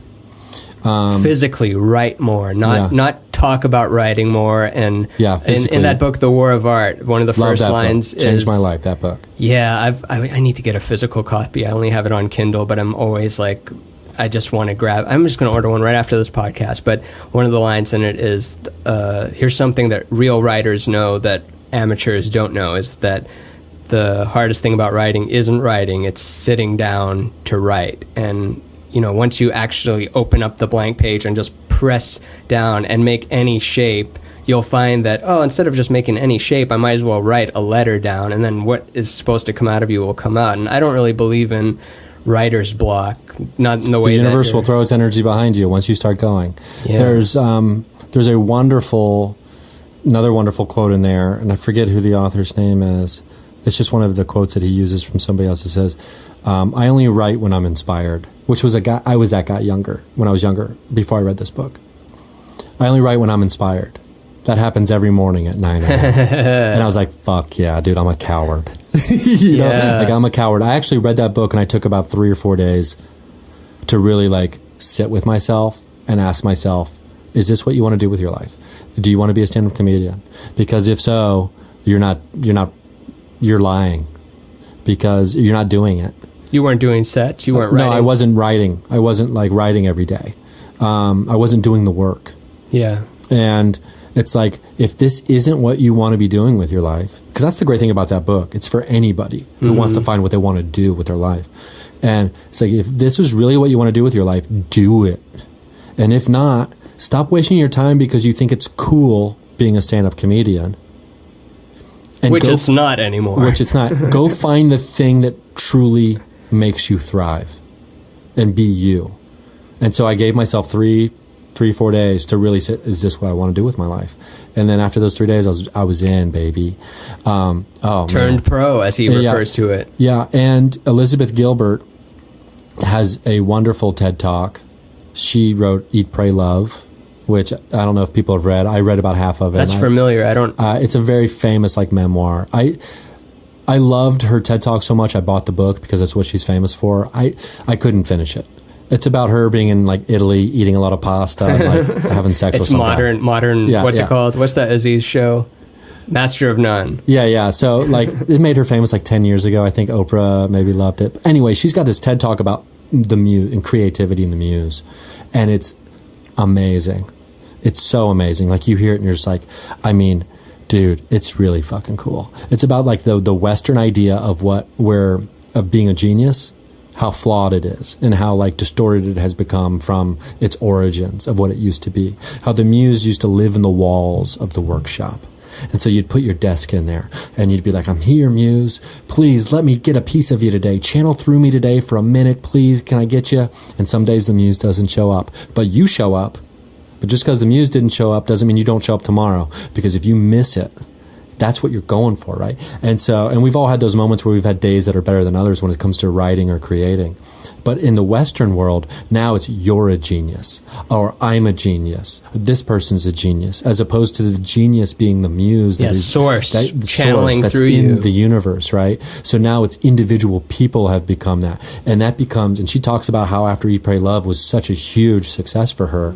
She was a genius, blah, blah, blah. Now the pressure for her as a genius and that next book was so immense that she just locked up, right? Yeah. Because she realized, because I'm putting all this pressure on myself when I don't need to be. I was lucky enough to channel the muse in this particular book for a lot of people that seem to resonate with them for so well. I need to get back to that, viewing it that way. And to me, that's so cool because then nobody has dominion over it. Anyone can access it. Because being a genius creatively or artistically, that's creative right there. That's not the dominion of the few. I mean, unless you want to talk about Picasso and some of these artists that were so or Da Vinci. Even then, those are stories we tell ourselves. I think that and Picasso was hacking ancient Paleolithic cave art. If you look at he was so inspired by ancient cave art. If you compare some of his paintings with, it's really amazing. You mean the more abstract stuff? Oh yeah, and it's you can see them side by side, and you're like, yep. Picasso's definitely just doing his rendition of this cave art. Yeah, it's really beautiful to look at. But then you're and Picasso even talks about everyone is inspired from something. Yeah, otherwise how could you expire? It needs to, it's balanced. You can't expire, carbon dioxide without intaking oxygen. Yeah. So it's pretty amazing. I mean, I recommend that if you're ever in a writer's block or a creative slump, I recommend checking out that Elizabeth Gilbert TED Talk. Or no, the TED Talk. Okay, the TED Talk, and the TED Talk where she talks about creativity and the muse. Right on. It's 15 minutes. Yeah, there's a lot of homework to do on this episode, but it's good homework. Yeah, there's a lot of TED Talks. I've been listening to TED Talks like Kevin Kelly, Liz Gilbert, Rupert Sheldrake's got a great one on the fluctuation of gravity. Yeah, he's I don't know if he's got a book out now, but I'm seeing his name pop up more. Whereas I thought he was dead, and then I saw him appear on some podcasts. I'm like, wait, he's not dead. He was on the Psychedelic Salon and Timothy Leary's son's podcast. What's it called? It's All Happening, which that's a good title for a podcast. It's all happening because outside of it all, it just is. It's just all happening. I get a new podcast. I'll tell you about it later. No, plug it right here. Well, I haven't even started it yet. Oh, I'm pitching it to the guy I want to do it with later tonight at dinner. But it's basically, I'll tell you what it is. I don't know what the name of it is, but it's going to be something like There's a Hero Amongst Us. And because our culture is so obsessed with and it's a great podcast, and I think Karen Kilgariff is hilarious, but My Favorite Murder is so wildly popular. It's all about serial killers, and our society is so obsessed with darkness and murder. It's the opposite polarity of that one. This is let's shine some lights on the people who don't shine lights on themselves. Because greatness never advertises itself, right? And people are always like, the world's going to shit. It's like, no, there's lots of people out there doing really great stuff, but they don't care about telling you. They're not tweeting pictures, selfies of them building their Habitat for Humanity homes or doing all this other kind of shit, right? And so like you find like great heroes that you might not know about from history and even modern day times, and you really shine a light on them and like show that there are people out there really trying to make the world better. And like try to focus on some light, shine a light on it. Maybe that'll be the name of it, like shining a light on it. But because I think we need more of that. Yeah, 100%. We need a lot more of that. Positivity needs to be louder, 100%. Yeah, and it's like George Carlin said, like you have to. Oh shit, I can't remember the exact quote. It was written on the wall. I wrote it on the wall in my old room. It's like, you know, the noisier the din becomes, the louder your original voice has to become, essentially. What's the din? The din is like just the noise of the masses. Okay. So it's something along those lines. I can't remember. I can't believe I'm bastardizing a Carlin quote, but it's like I bastardized sacrilegious so much as a right comedian. Now. But yeah, this was fun, buddy. Oh, that just reminded me of one more thing. Then we're going to actually wrap it up. I wonder if it's even worth bringing up. Or I have to bring it up now. But it's the on the day George Carlin died, someone like at an open mic or something back in Austin was like, George Carlin died today, and to honor him, I'm going to perform one of his jokes. And he just performed one of his jokes without any of the juice to it, and it just tanked. And it was so funny seeing such a great joke tank. But he tried to do the joke, which was like, I've never had a 10 in my whole life, never had a 10, but one time I fucked 5 2s. Yeah, if you were just to say that, like, never had a 10 in my entire life, but one time I fucked 5 2s. It's a great joke. It's a great joke, but you kind of sound more like an asshole. Mm-hmm. Like, you got to do it like George. Got to do it like old Georgie. He's an old give fuck. a bow. Then give a bow. With your tiny ponytail. That's a good one. That's got the New York in it, too. Right on. All right, so I'm going to actually wrap it out. Any final words? Everyone check out, go to ryansingercomedy.com. Look him up on the social media. The book's on Amazon, Ryan Singer's Composition Notebook. Yeah, and it's a fun little coffee table art book, I think. On Amazon. I'll have the link up there. And also, if you like paranormal stuff, he's got a whole podcast on that. Me and Paranormal You. Yeah, it's a lot of fun. And watch out for the new Shining a Light on It working title podcast. Working title. Yeah, thanks for coming by. And it's been a pleasure. And no more and. I'll just turn the thing off. Thanks for listening. Hope you enjoyed it. Bye. One love.